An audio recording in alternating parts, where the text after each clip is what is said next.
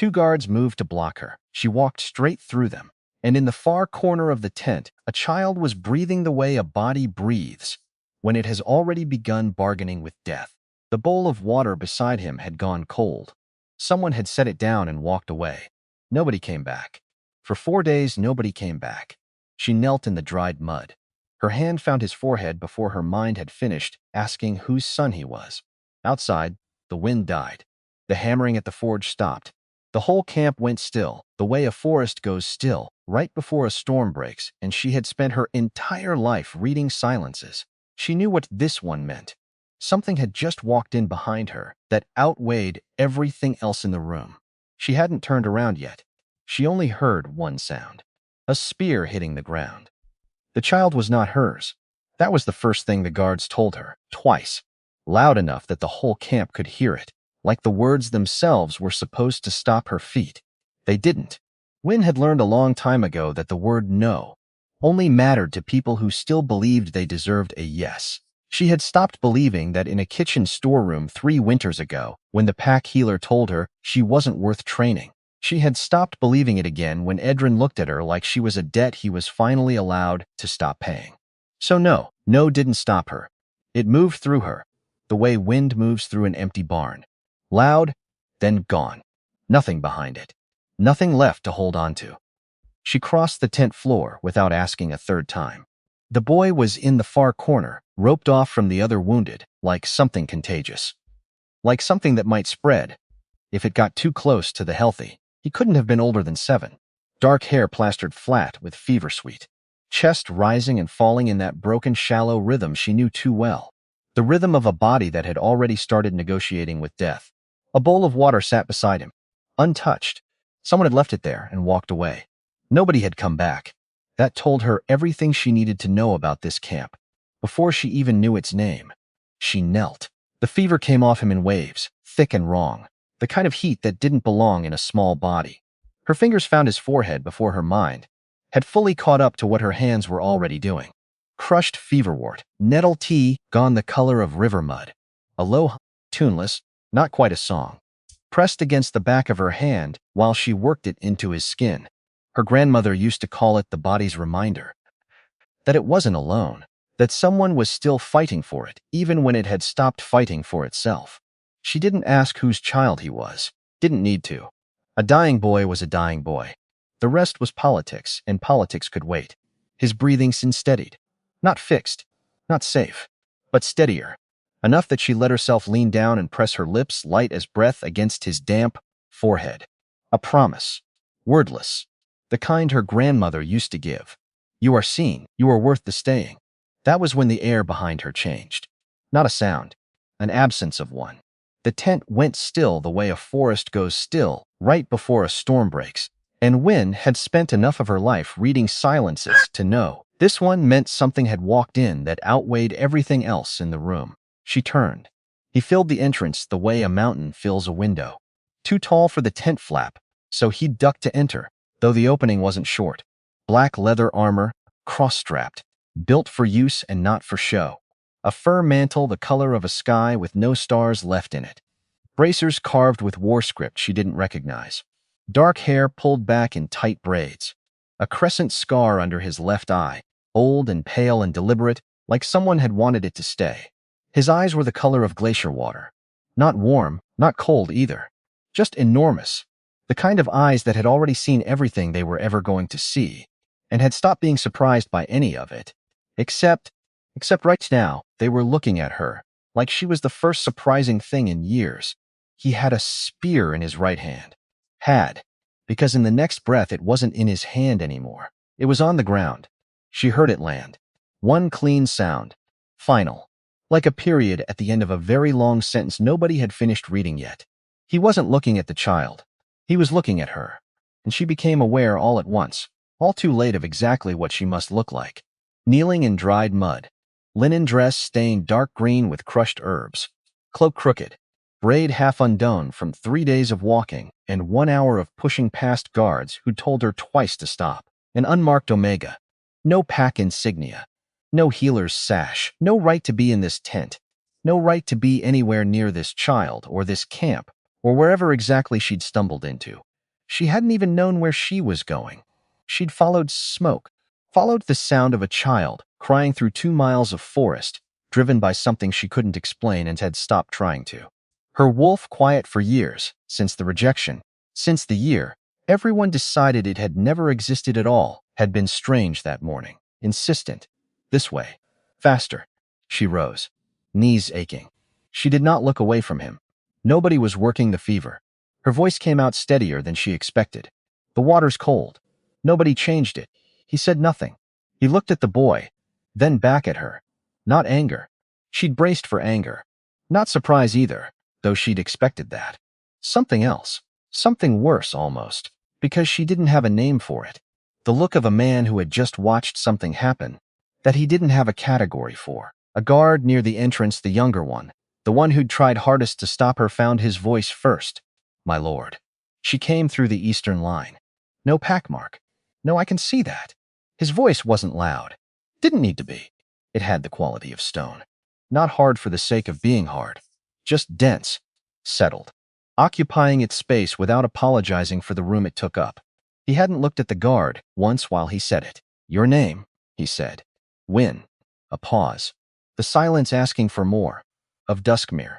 Her hands folded in front of her, an old habit. The posture that made her smaller in rooms that didn't want her. She noticed herself doing it and forced her hands still. Though Duskmere would tell you I'm not theirs anymore. He didn't tell her to leave. Instead, he crossed the tent in 4 strides that ate the distance, like it owed him something, and crouched beside the boy, one gloved hand against the small forehead. Something moved across his face, a crack in the stone. Brief. Deep. How long will the fever hold? Not a question. He didn't ask things so much as require them. She considered. 2 hours, if the tea holds. He needs sleep more than anything. Water when he wakes. Not broth. She met his eyes. His body's tired of fighting. Don't give it more work. He nodded. Slow. The crack sealed shut again.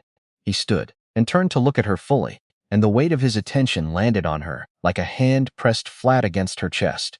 Not threatening. Not possessive. Just there. The way a mountain is there.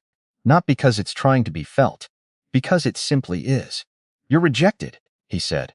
Not a question. He said it. The way a man reports the weather. Rain's coming. River's high. Her jaw tightened. Yes. By whom does it matter? A pause. Long enough that she counted 3 breaths in it. No, he said. I suppose it doesn't. She waited for the dismissal, waited for the hand at her elbow, guiding her back through the eastern line, out into a forest that apparently thought it owned her. It didn't come. What came instead was an older guard, stepping close, murmuring something too low to catch. The man listened. His jaw moved once. Then he looked at her again. Glacial. Unreadable. You'll stay until the child is stable, he said. After that, we speak. She should have asked his name. She hadn't thought to. Not in the rush of the last hour. Not until the younger guard, the one who'd tried to stop her, looked at her like her question itself was extraordinary. Who is he? She asked. Quiet enough, only he could hear. That, the guard said, is Kalen Draven, Alpha King of the Northern Reaches. She looked back at the man now kneeling beside the boy, one hand resting light on his shoulder, voice too low to carry, and watched the fever-tight body ease beneath that touch, a small fist uncurling. And she thought she couldn't help it. This was not an accident. Then she stopped herself thinking it, because that kind of thinking was dangerous, and she was already in enough danger for one morning. She reached for the fever wart, began again. Working the fever from the boy's small body brought her grandmother back to her more vividly than she'd expected, not as memory exactly, but as something closer to instinct, her hands moving through motions she hadn't consciously performed in 3 years. Since the last winter, her grandmother had been well enough to teach. She remembered the old woman's hands, spotted and steady, guiding her own smaller ones over a different fevered child in a different tent years before any of this. Not like that, her grandmother had said, patient even when Wynn's 12-year-old fingers had fumbled the herbs. Feel for the rhythm underneath the fever, not the fever itself. The fever is loud. It wants your attention. The rhythm underneath it is quiet, and quiet is where the truth of a body actually lives. She'd been 12 that winter. The same age, she would realize later, that the elders would use to decide she wasn't worth training at all, as though a girl capable of feeling a body's quiet truth beneath its loud fever had somehow, in the span of that single terrible ceremony, become someone whose own truth no longer mattered to anyone in the room. Her grandmother had died 4 years later. In a bed, Wynne had tended herself, the pack's sanctioned healers refusing to attend a woman they'd already stripped of her title, as though grief itself required a license the council hadn't approved. Wynne remembered the particular fury of that refusal more clearly than she remembered almost anything else. From that year, the way competence had been declared irrelevant, the moment it belonged to the wrong kind of person, the way a lifetime of healing hands had counted for nothing against a piece of parchment some elder had since assigned decades before Wynne was even born. She'd promised her grandmother, in that final week, that the knowledge wouldn't die with her. She hadn't fully understood, at 16, what that promise would eventually cost her, or what it would eventually earn her, either a war camp's infirmary tent, a dying boy's fever breaking under her hands, an alpha king dropping his spear because he'd watched her do something he didn't have a category for. Her grandmother would have laughed at that last part, she thought, would have said something dry, and knowing about men who dropped weapons. The moment a woman proved more dangerous to their assumptions than to their bodies. The camp physician arrived sometime after that. A narrow man named Aldrich, gray at the temples, his robes still creased from wherever he'd been sleeping when someone finally thought to wake him. He stood at the tent flap, a long moment, taking in the scene, the Omega kneeling in the dirt, the boy's color already shifting from gray to something closer to living, the Alpha King standing in the entrance with his spear still on the ground where he'd dropped it. "I was told the fever had broken," Aldrich said. "Careful," the voice of a man unsure whether he was about to be thanked or blamed. "It hasn't broken," Wynne said, not looking up. "It's easing. There's a difference. Broken means it's finished with him. Easing means we're still working." Aldrich crossed the tent slowly, crouched on the boy's other side, and studied her hands. As they moved away, she'd packed the fever wort, the ratio of nettle to water in the tea cooling beside her. "That's not a formulation I recognize," he said. "It wouldn't be. It's not written anywhere." She finally looked up at him. "Your council doesn't sanction remedies that don't come from a licensed hand. Mine came from a woman who was never given the license to write hers down." Something in Aldrich's face tightened, not with offense, but with the particular discomfort of a man realizing, in real time, that a system he'd trusted his whole career had a hole in it large enough to nearly cost a child his life. "Show me," he said finally, "what you're doing. I'd like to understand it if you're willing to teach it." It was such a plain, undefended request that Wynne found herself softening toward him, almost against her will. She'd expected defensiveness. She'd expected the wounded pride of a trained man watching an untrained woman succeed where he'd failed. Instead, she got a physician asking to learn. "Feverwort first," she said, and showed him how to crush it fine enough that the oils released without scorching, how the color told you when it was ready, how too much heat killed the very thing that made it useful. They worked together through the rest of that first hour, Aldrich asking careful questions, writing nothing down because there was nothing yet to write, simply watching the way Tobin's own breathing steadied under 4 competent hands instead of 2. Kalen watched all of it from the entrance without moving, without speaking, and Wynne was aware of his attention, the way you're aware of weather changing, not because you're looking for it, but because your skin knows before your mind catches up. Late in the second hour, Aldrich excused himself to check on the camp's other wounded, and for a moment it was only the 3 of them again, Wynne, the sleeping boy, and the king who hadn't stopped watching. "You didn't correct him," Kalen said, "when he called your work a formulation he didn't recognize. You could have told him it wasn't his business to recognize it." "I could have," Wynne agreed. "It wouldn't have helped the boy. And it wouldn't have taught your physician anything worth knowing." She wrung out the cloth, pressed it fresh against Tobin's forehead. "I've spent my whole life being right and having it matter to no one. I'd rather be useful than right, if I only get to choose one." Kalan was quiet a long moment. "That's a harder thing to be," he said. "Useful. Right doesn't ask anything further of you once you've proven it. Useful asks you to keep proving it, every single day, for as long as anyone needs you to." "You'd know," Wynne said, before she could stop herself. "Being a king, that's not a title you earn once and keep. That's a thing you have to keep being, every morning, whether anyone's watching or not." Something crossed his face that she hadn't seen there before.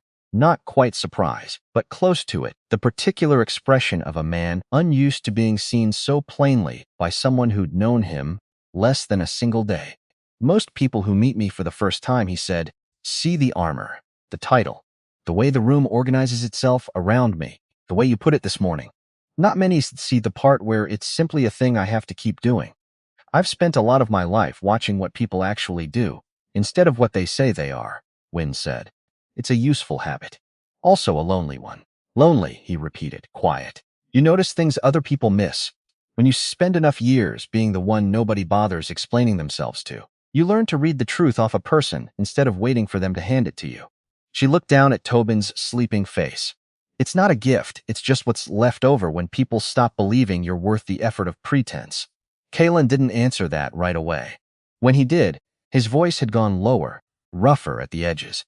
I don't intend to be one more person who doesn't believe you're worth the effort, he said. She didn't know what to do with that. She'd been handed enough careful sentences over the last 3 days, Edrin's polite dismissal, the council's practiced regret that she'd learned to hear kindness as a kind of currency, something people spent when they wanted something back. She waited for the second half of the sentence. The catch, the thing he'd want in exchange. It didn't come. He simply held her gaze a moment longer, then turned back to the tent flap and left her alone with the boy in the low, tuneless hum, still living somewhere in the back of her throat. His name, she learned in the second hour, was Tobin. The fever broke enough for him to surface, blinking at the tent ceiling like a boy who'd expected to wake somewhere else entirely, or not wake at all. He looked at her first.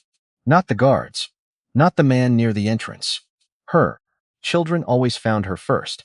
Her pack had called it unsettling. Her grandmother had called it a gift. You smell like the forest, he murmured. I spent 3 days in it. She handed him water. He drank without arguing, which told her more about how exhausted he was than anything else could have. Then his eyes moved past her shoulder, found Kaelan standing near the entrance in that particular stillness of a man who was used to waiting and didn't find it diminishing. The boy's face changed. Not fear. Something more complicated. The way a child looks at someone important and unknown at the same time.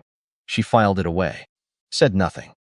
Late afternoon brought a woman with a shaved head and a scar running jaw to ear, introducing herself as Vasha with the efficiency of someone who considered small talk a waste of daylight. She escorted Wynne to what she called a more suitable location for conversation, which turned out to be a stone building at the camp's edge, older than the tents around it, smelling of cold ash and dried lavender, and the particular dusty authority of rooms that had once belonged to somebody important. Kylan was already there, standing at a window of leaded glass that broke the afternoon light into pale rectangles across the stone floor. Back to her, hands clasped behind him. He'd shed the fur mantle, still enormous without it, still the kind of presence that made a room rearrange itself around him, but more human, somehow. Braids loose against his back now, a second scar on his forearm, broader, older than the one on his face. He turned when she entered, gestured to the chair across the table. No preamble. She sat, folded her hands, waited. The Duskmere pack. He took his own seat, controlled, easy, the kind of man who didn't slam doors to prove a point. Beta run. Southern border. Mid-tier ranking. Their alpha died 8 months ago. The Elder Council's been managing succession since. You know them. I know every pack within 200 miles of my territory. No arrogance in it. Just fact, the way he seemed to say most things. What I don't know is why they rejected an Omega with healer's knowledge good enough to stabilize a fever my own physicians couldn't touch. For 4 days, something cold moved through her. 4 days. I'm not trained, she said carefully. I know what trained looks like. His eyes didn't move from hers, and I know what someone who learned in secret for years looks like. The difference is the hands. A pause. Yours don't hesitate. She looked down at her hands. Green stains in the creases. Yellow under her thumbnail. My grandmother taught me, she said. She was the pack healer. Before the council decided, Omegas shouldn't hold sanctioned positions. The words came out flat. No self-pity left to burn in them. When she died, the knowledge would have died with her. I paid attention so it wouldn't. He was quiet a moment. Outside, camp sounds continued without him. Boots on gravel. Metal against metal from the training ground. None of it reached this room. You were rejected 3 days ago, he said, by your intended mate. Her chin lifted. I don't recall telling you that. You didn't. His voice didn't soften to say it. The mark reads differently at different stages. 3 days is distinct. Somehow the bluntness of it was more bearable than gentleness would have been. Who was he? She decided in that pause. That performance was pointless with this man. He'd see through it anyway, and the effort would cost her more than the truth would. Edrin, she said, son of the elder council's head. We were paired 6 years ago. I was 22. A breath. I told myself it would become real, that the bond would grow into something, given time. Another breath. I was wrong. He rejected you for another. He rejected me, she said precisely, because the council decided an Omega with no wolf and no sanctioned role was a liability to a family with ambitions, and because the woman they preferred had strong bloodlines, and a father on the trade council. She held his gaze. He wasn't cruel about it. That was almost the worst part. He was polite. Something shifted behind his eyes. Not pity, she'd have stood and left for pity. Recognition. No, Wolf, he said quietly. Since when? Since birth. Since I was 12. And the elders decided my wolf was dormant, possibly absent. She hadn't said this out loud in years. It felt strange in her mouth. Old and still faintly raw, the way a scar aches in cold weather. They kept me because my grandmother petitioned for it. After she died, they kept me because I was useful. Kitchens, supply stores, infirmary, when nobody better would come. A pause, and then I stopped being useful enough. Kalen looked at her a long time. Tobin, he said finally. The boy. She hadn't expected the shift. She was careful not to show it. Your brother's son, he said. My brother is dead. The word landed clean. No dressing around it. 7 weeks ago, he continued, ambushed on the northern ridge. His mate died in the same attack. Tobin came here because there's nowhere safer. A pause with weight behind it. He hasn't spoken more than 4 words since, until tonight. She thought of the boy's murmured voice. You smell like the forest. He spoke to you. Not quite an accusation, not quite a question. The tone of a man noting something unexpected in a ledger. Children often do, she said simply. Silence stretched. A torch caught somewhere close. She heard the soft breath of the flame. The people who killed my brother, Kalen said, and now the flatness of his voice carried something underneath it. Pressure. Something building deep and slow, like water behind a dam that hadn't cracked yet. Call themselves the Unbound. They've been moving through the southern border territories for 3 months. Recruiting, coercing, removing whoever refuses to cooperate. He leaned forward. They believe the old hierarchy, Alpha, Beta, Omega, wolfless is corruption. A system built to concentrate power, not distribute it. He let that sit a moment. They're also sis who pressured the Duskmere Council to start clearing out liabilities before the winter closure. Her breath stopped. She heard the word again, in Edrin's measured, apologetic voice. The council feels you're a liability, Win. You understand, it isn't personal. The council's working with them, she said slowly. 3 of the 5 elder seats. Yes. His eyes didn't leave her face. The other 2 were removed 6 weeks ago. Officially, a disagreement over succession law. A pause.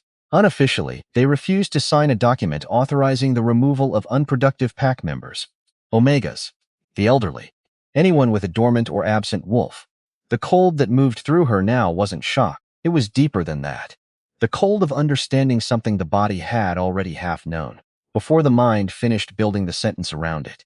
She thought of the people she'd left behind. Old Marin, moved to the outermost cottage last winter.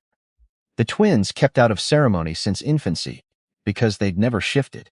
The younger Omegas assigned to the fields when the council reorganized in autumn. They're not just removing people, she said. No, Kalan agreed. They're not. She flattened her hands against the table. The feverwort stains looked very dark in the torchlight. There's a man, she said. Osric, 70 years old.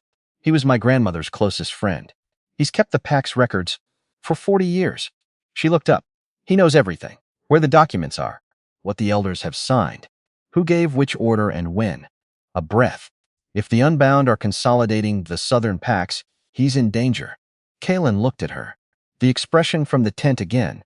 The one he had no category for. You've been out of that pack 3 days, he said. And your first concern is an elderly record keeper. My first concern, she said quietly, is who they'll hurt next. Another silence. different from the others. Less like assessment. More like two people who'd been walking toward each other from opposite ends of a long corridor and had finally stopped, facing each other, neither one certain what came next. "There's something else you should know," Kalen said. "Before we go further." She waited. "The boy's fever," he said. "4 days without improvement. My physicians are competent. They've never failed like that before."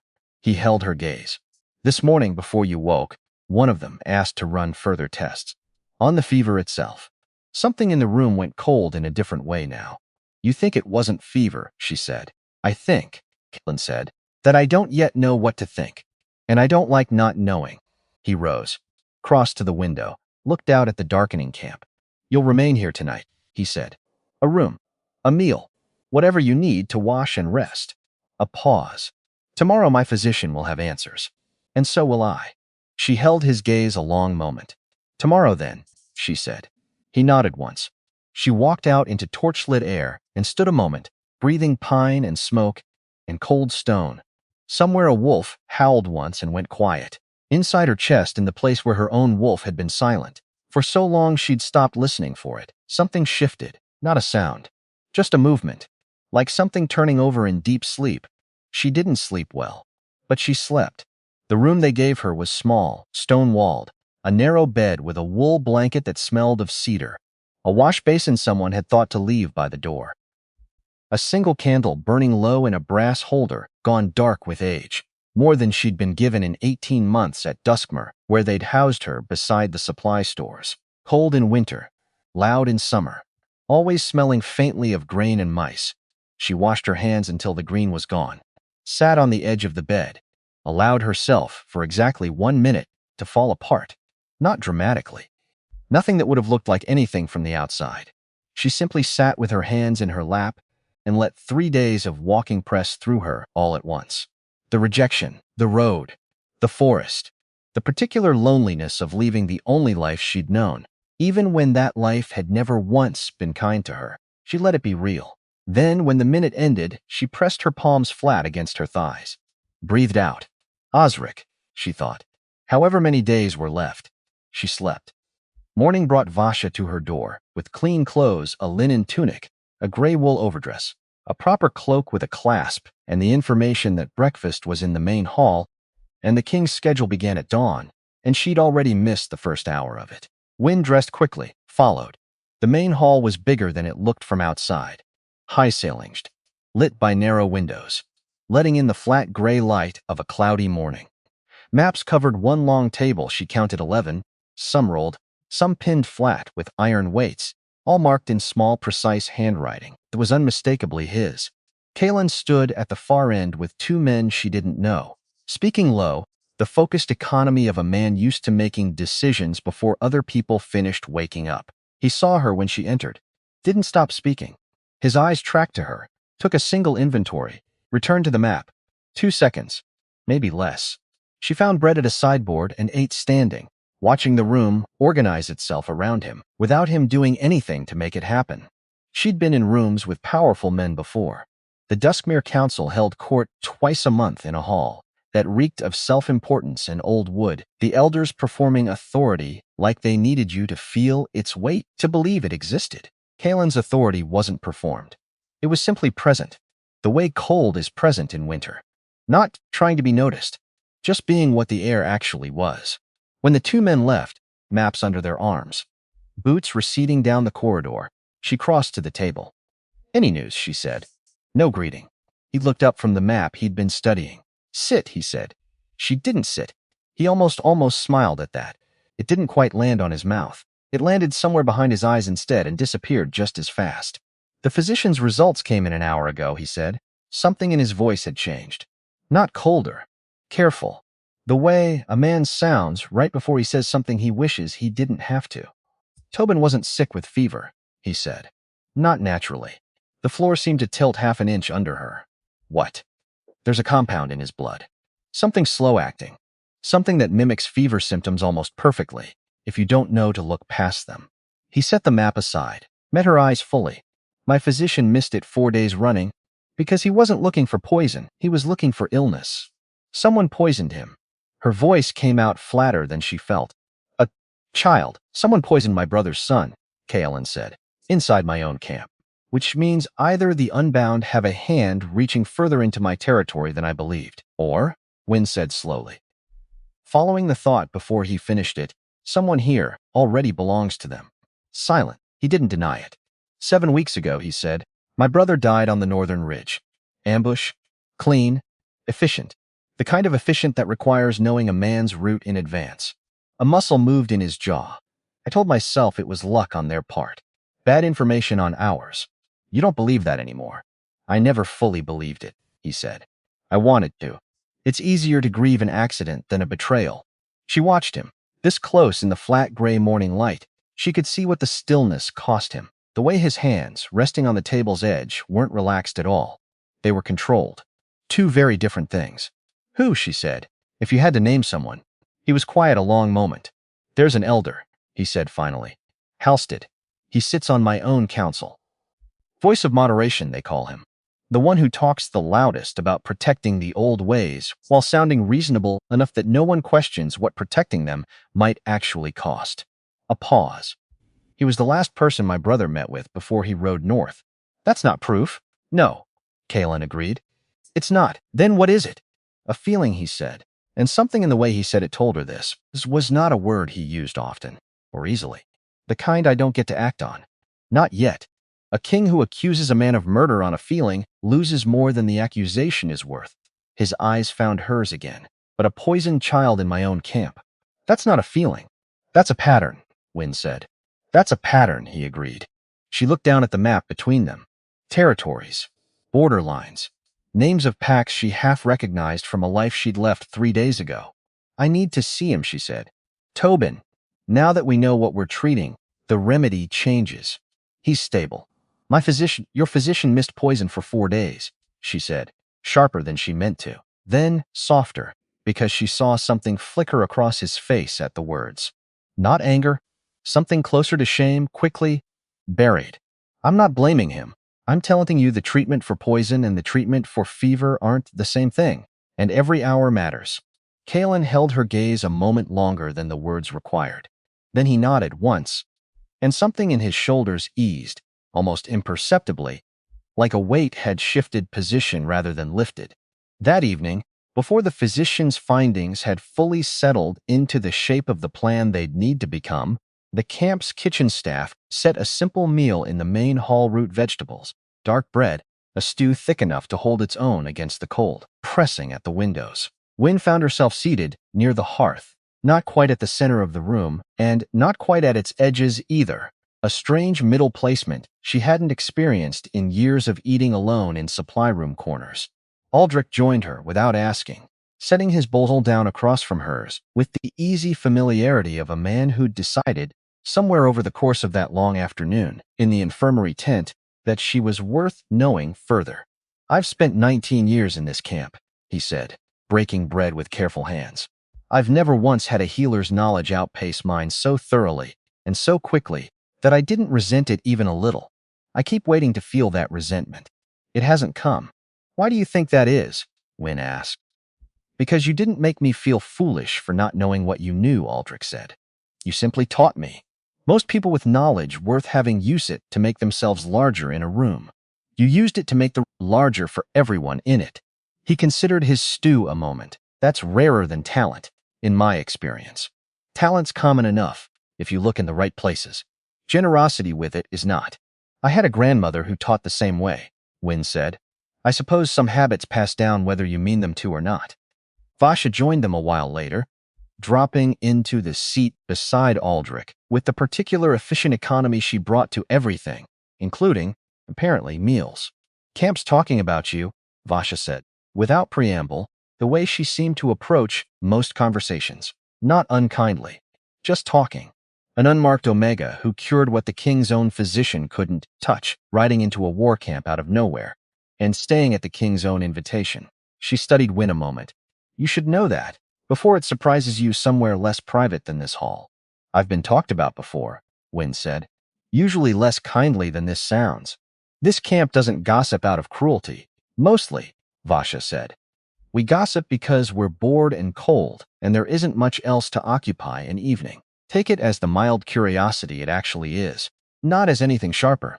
Across the hall, Wynne caught sight of Kalen speaking with two more of his advisors, his attention fully on their report, and yet she noticed it without quite meaning to his eyes. Found her once, briefly, across the crowded room.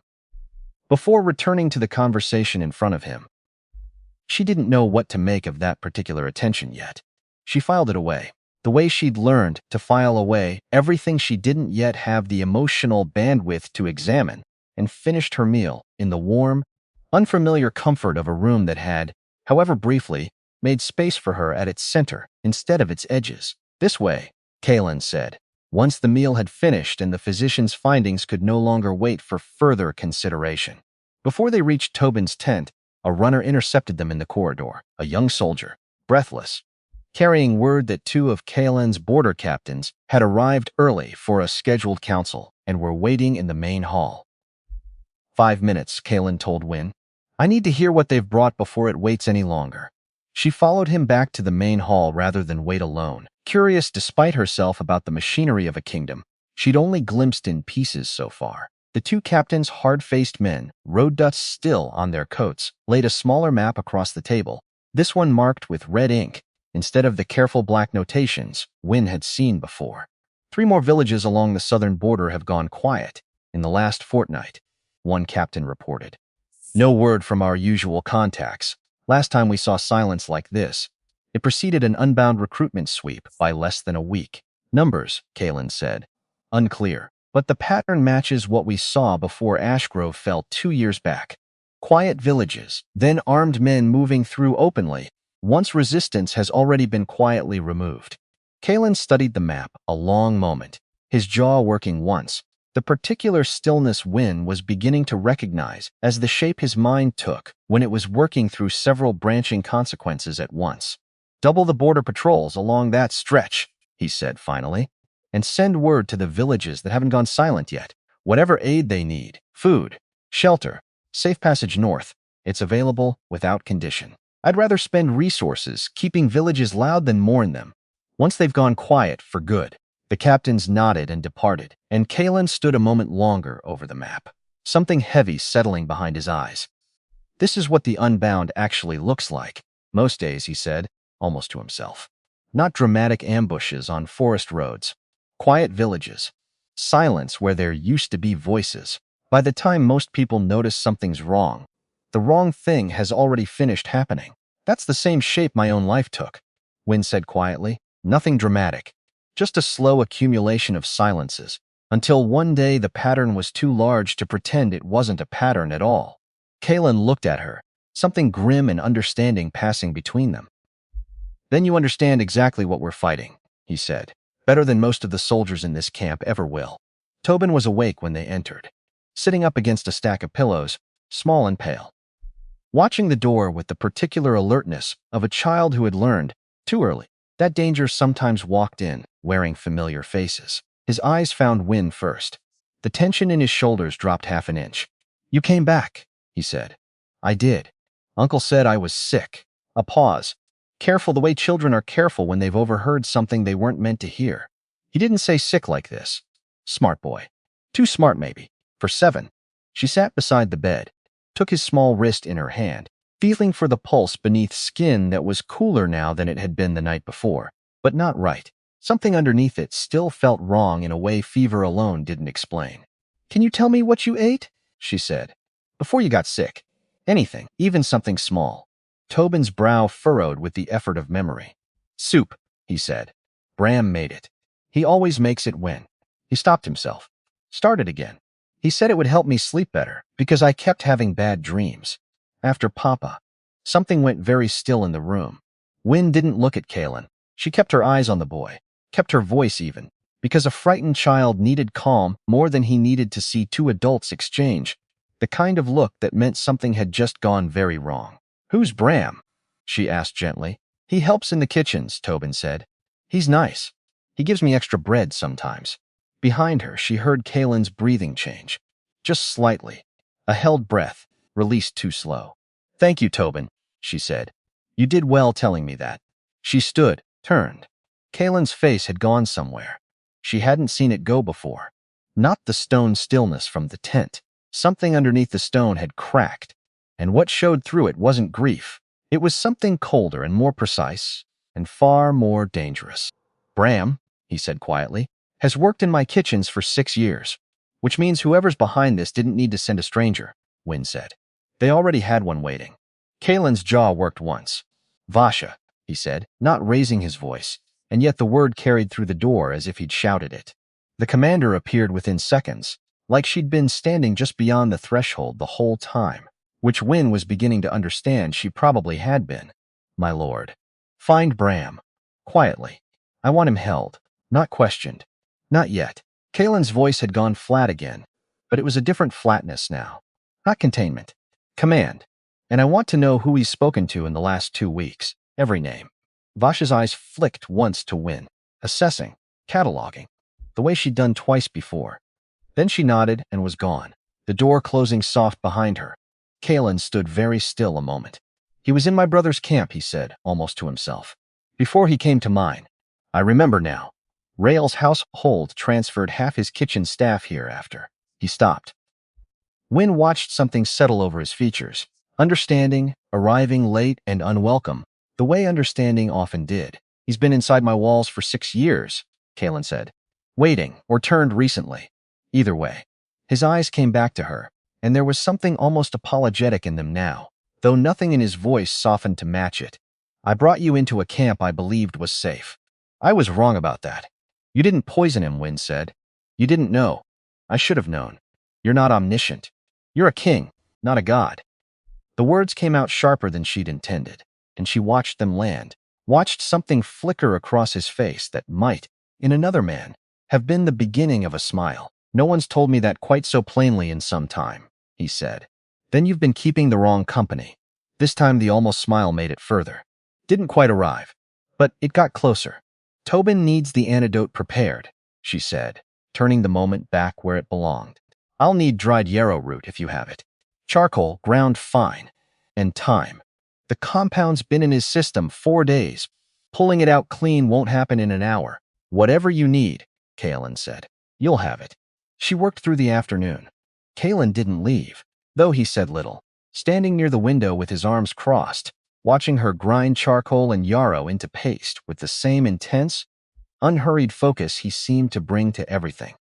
Tobin drifted in and out of sleep between doses, his color returning slowly, the wrongness beneath his skin easing by degrees she could feel more than see. By evening, his pulse had steadied into something closer to normal. By evening also Vasha returned, not empty-handed this time, and not alone. 2 guards flanked a man Wynne had never seen heavyset, middle-aged, his hands bound, his face carrying the particular pallor of someone caught somewhere he shouldn't have been found. He didn't run far, Vasha said. We found him at the Eastern Supply Road, waiting on a horse that wasn't his. He had this on him. She held out a small leather purse. Kalen opened it. Coin. More coin than a kitchen hand earned in a year, packed tight enough that it hadn't rattled on the ride. Bram, Kalen said, and his voice had gone very quiet, very controlled. Who paid you? The man's composure broke almost at once, the particular fast collapse of someone who had never actually expected to be caught, who had built his entire plan around vanishing cleanly, and had no second plan for capture. I don't know a name, Bram said, the words tumbling out fast, desperate. A steward. Came to me 2 weeks back. Said there was money in it if I put something in the boy's food. Slow acting. Said it wouldn't kill him, just make him sick enough. That the king's attention would be elsewhere for a while. Elsewhere doing what? Kalen said. I don't know, Bram said. I swear it. I was paid to cook, not to plan. Who's steward? Vasha pressed. Bram's eyes flicked, once, toward Kalen, and something in the flick told Wynne he was calculating how much truth might buy him mercy. He wore dusky gray, Bram said finally, under a plain cloak. I only saw it for a moment when the wind caught it wrong. I didn't ask more. Man like that you don't ask. Kalen's jaw tightened. Duskmere gray, the color of Wynne's own former pack, the color that, she was beginning to understand, had been quietly absorbed into something far larger and far darker than a single council's ambitions. Take him, Kalen said to the guards. Secure quarters. Not a cell. I want him alive and willing to speak further when there's time to ask properly. He turned to Vasha. Search the kitchens. Every corner. If there's a second dose meant for someone else, I want it found before it's used. Vasha nodded and left. Bram hauled along behind her, and Kalen stood a long moment in the quiet room, watching the door close. Duskmere Gray, Wynne said. That's not proof of Halstead. No, Kaelon agreed. Just it's the second thread pointing toward the same tangled knot. A steward. A payment. A pack whose counsel is already compromised. He looked at her. I don't believe in coincidence anymore.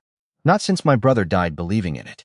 Outside, the light was failing fast, the camp settling into the particular blue-gray hush that came before real dark. Somewhere, a wolf howled once. This time, it didn't go quiet right away. Wynne looked down at Tobin, sleeping now, his breathing even for the first time in days. Then we leave for Osric at first light, she said. It wasn't a question, and he didn't treat it as one. At first light, he agreed. Before the camp fully settled into sleep, Wynne made one more pass through the infirmary tent, checking the wounded Aldrich had shown her earlier a soldier with a poorly set wrist, an old woman from the camp's laundry staff, fighting a lung infection that had nothing to do with poison or politics, just the ordinary cruelty of a cold season on an aging body. She worked through them, methodically, glad, in a strange way, of the distraction. Grief and fear both had a way of getting louder in stillness. Better to keep her hands moving. She found Tobin awake again, near midnight, small in the dark, his eyes tracking the tense shadows, the way children's eyes do when sleep won't quite take. Can't sleep, he said, though she hadn't asked. Bad dreams? He nodded, small and honest, about Papa and about the soup. His voice dropped further. I didn't know it was Bram. I liked Bram. Wynne sat on the edge of his cot, the way her grandmother used to sit on hers, decades ago, in a different tent, a different fever, a different fear entirely. You're allowed to still like the memory of him being kind to you, she said. Even now that you know what he did. Those aren't the same thing, and you don't have to choose between them tonight. Tobin considered that with the particular gravity of a child working through something too large for the words available to him. Uncle says the man who hurt Papa is still out there, he said. He is. Are you going to help catch him? She thought about lying to him. Thought about the easy comfort of a kind untruth. The kind adults handed children all the time to buy themselves an easier bedtime, she decided, watching his solemn face in the low lantern light, that he'd already earned better than that from the world, and hadn't gotten it nearly often enough. I'm going to try, she said.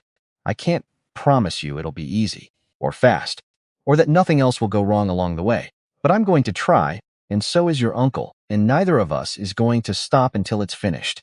Tobin nodded slowly, satisfied in the particular way. Children are satisfied by honesty, even when the honesty doesn't come wrapped in comfort. Okay, he said, and within minutes, finally, he slept. She sat with him a while longer before returning to her own quarters and found Kalen still awake in the main hall, maps spread before him, though his eyes weren't moving across them anymore, simply resting somewhere past the table's edge. You should sleep, she said, the words already becoming a kind of ritual between them. I keep running the numbers, he said. 12 days to Osric if the weather holds. Longer if it doesn't. Every day we wait, Halstead has another day to finish whatever he started with Bram's payment. Then we ride at first light and stop wasting the dark hours on arithmetic, Wynne said. You won't outthink a man like Halstead by exhausting yourself before you've even left camp. Something in his shoulders eased, just slightly, the way it had in the tent that morning. You give orders well, for someone with no rank, he observed. I've had a great deal of practice being right and being ignored, she said. I've decided to stop letting the second part happen, where I can help it. He almost smiled at that, the same almost smile from before. Brief, unfinished, but real. Sleep, he said. Both of us. We'll need it. She left him there, banking the last of her own resolve for whatever the road south would ask of her, and for the first time in 3 days. When she finally lay down, sleep came almost easily. She woke before dawn to a soft knock and found Vasha, already dressed for travel, 2 cups of something hot and bitter in her hands, one of which she held out without comment. You're not what I expected, Vasha said. Once Wynne had taken the cup and they'd settled into the quiet corridor together, the rest of the camp still dark around them. When the king said we were riding for a rescued Omega's record keeper, I expected someone who needed managing. Someone who'd slow the column down, or panic, the first time a blade came out. And now I think you might be the only person in this camp who isn't the slightest bit afraid of him, Vasha said, nodding faintly toward the direction of Kalen's quarters. Everyone else manages him, waits to see which way he's leaning before they commit to an opinion of their own. You argued with him about a physician's competence on your first morning here. Someone had to, Wynne said. The boy needed the argument more than he needed my manners. Vasha studied her a moment, something assessing and not unkind in her scarred face. He hasn't been the same since his brother died, she said, contained before.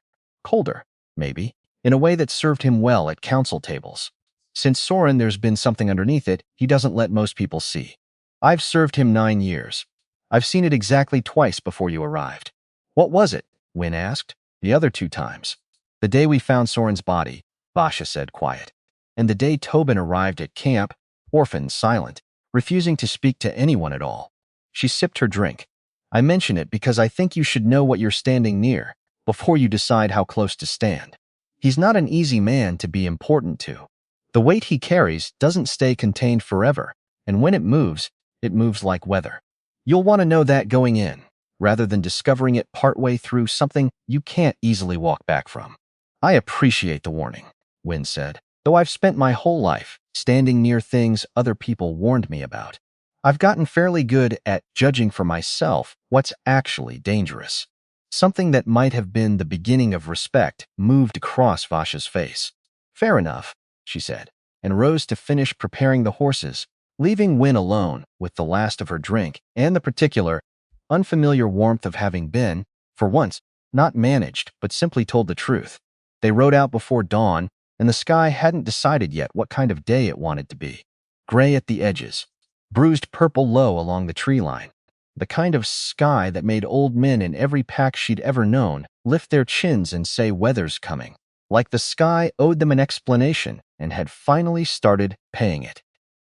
Wynne sat her horse, a steady brown mare Vasha had chosen for her, the kind of animal that didn't spook at shadows because it had stopped believing in them, and watched Kalan check the girth on his own mount, with the same unhurried precision he brought to everything, which was unsettling, because a man about to ride into danger should look like he was riding into danger. Some tightness around the eyes, some hurry in the hands. He had none of it. He simply worked. Buckle. Strap. Check. Like death itself would have to wait its turn behind the girth strap. You're staring, he said without looking up. I'm assessing. Assessing what? Whether you're human. The words left her mouth before she'd fully decided to say them, and she felt her own face go warm, because that was not the kind of thing she said to Alpha Kings. That was the kind of thing she said to herself. In her own head, where it was safe, except it hadn't stayed there. Kalen looked up, and there it was again, that almost smile, the one that lived somewhere behind his eyes and rarely made it all the way to his mouth. Jury's still out, he said, which was, she realized, was something like horror, almost a joke. An Alpha King, making almost jokes. At dawn, before riding toward a man who might already be dead. She didn't know what to do with that information, so she filed it away with everything else she didn't know what to do with, and mounted her horse, and said nothing else. Vasha rode point. 2 soldiers flanked the rear Garrick, broad-shouldered and quiet. The kind of quiet that came from discipline, rather than nothing to say, and beside him a younger man named Niall, who kept glancing at Wynne like he expected her to sprout a second head at any moment. She didn't blame him. An unmarked Omega, riding with the king's personal guard, toward a rescue mission the king himself had ordered. She'd have looked twice, too. They didn't speak much on the road, and Wynne used the silence the way she'd learned to use every silence in her life to think, to catalog, to turn things over until they made some kind of sense. Bram was in custody. Bram had named Duskmere Grey, which meant somewhere between the man who'd poisoned Tobin and the man Kalen suspected of murdering his own brother, there was a chain, and Osric might be the only living person who could see the whole shape of it. She kept turning that over as the miles passed, and the road narrowed, and the trees thickened, and the particular gray quality of a forest that hadn't decided yet whether it wanted to snow closed in around them. They made camp the first night, in a shallow hollow off the main road. Fire kept low, voices kept lower. Vasha set the watch rotation without being asked. Garrick took first shift, standing at the tree line with his back straight and his eyes moving in slow, careful sweeps. Wynne sat near the fire, working a whetstone against the small paring knife she used for cutting herbs, more from habit than need. Kalen sat across from her, close enough that the firelight caught the crescent scar under his eye and made it look, for a moment, almost silver. "Tell me about him," she said. "Osric." Something eased in Kalen's shoulders, the way it did whenever a question let him think about something other than the war he was walking toward. "I've never met him," he admitted. "I know him only through what my advisors have said, and what you told me in the tent." "He gave me apples," Wynne said, "when I was sick. Left them outside my door because he knew I wouldn't ask for anything." She turned the knife over in her hands, watching firelight slide along the blade. "That's not a small thing where I come from." "It's not a small thing anywhere," Kalen said. She looked up at that.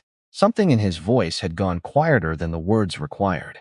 "Your brother," she said, carefully, because she'd learned by now that some doors needed a gentle hand to open, and this felt like one of them. "What was he like?" Kalen was quiet long enough that she thought he might not answer. The fire popped. Somewhere in the dark, an owl called once and went silent. "Stubborn," he said finally. "Infuriatingly so.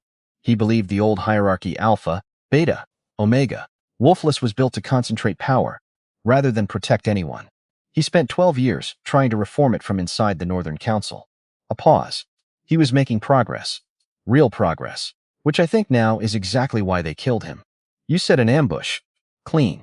Efficient." His jaw tightened just slightly, the muscle there working once before going still. "The kind of efficient that requires knowing a man's route before he rides it." "Someone told them." "Someone told them," he agreed. His eyes found hers across the fire, and for a moment the glacial stillness in them cracked wide enough that she saw something underneath it. Something raw. Something that had been sitting untouched and unaddressed for 7 weeks because a king didn't get to grieve in front of his own camp. "I've had 7 weeks to imagine who. I keep arriving at the same name and I keep telling myself I'm wrong. Because if I'm not wrong..." He stopped himself. "House did," Wynne said quietly. Kalon didn't answer, didn't need to. The silence did it for him. "If it's him," she said, "what happens?" "If it's him," Kalon said, and his voice had gone very flat, very controlled. The voice of a man building a wall around something too large to hold otherwise. "Then I've been sharing a council table with my brother's murderer for 7 weeks, and smiling at him. Because a king who shows his hand too early loses the game before it starts." "That sounds exhausting." "It is," he said. And something in the honesty of it surprised her. "You're the first person I've said that to." The fire cracked between them. "Why me?" she asked instead. "Why tell me any of this? You barely know me." Kalen looked at her a long moment, firelight moving across the planes of his face, and when he answered, his voice had lost some of its careful control. "Because you didn't flinch," he said, "in the tent. When you saw what I was. Most people flinch. Even my own council flinches. Some of them, though they've learned to hide it well." A pause. "You looked at a dying child and didn't care what I was. You only cared that no one had changed his water." Something warm moved through her chest at that. Unbidden, unwelcome, because she didn't have room in her life right now for warm things. She had 3 days behind her that had taught her warm things were expensive and rarely paid for themselves. "That's not an answer," she said, deflecting. "That's flattery." "I don't flatter," Kalen said. "I don't have the patience for it. Everyone flatters." "I don't," he said again, simply, like the repetition itself was proof. And the maddening thing, the thing she turned over, long after the fire had burned down and she'd rolled into her blanket with her back to the flames, was that she believed him. The second day brought colder wind and a road that narrowed to little more than a deer track winding between bare trees, and it was somewhere in the gray hour after midday that Niall rode up alongside her, glancing at her sideways with the same wariness he'd worn since they left camp. "You really cured him," he said. "Not quite a question, Tobin." "Yes. My physicians couldn't. Your physicians were looking for the wrong thing," Wynne said. "Fever, when it was poison. That's not their failure. That's just what happens when nobody thinks to ask a different question."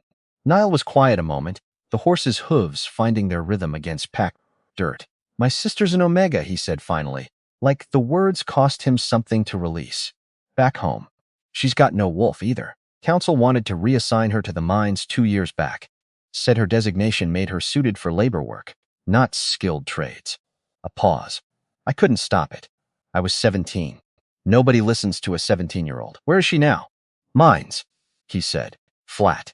Still, Wynne felt something tighten in her chest, the particular ache of recognizing your own story wearing someone else's face.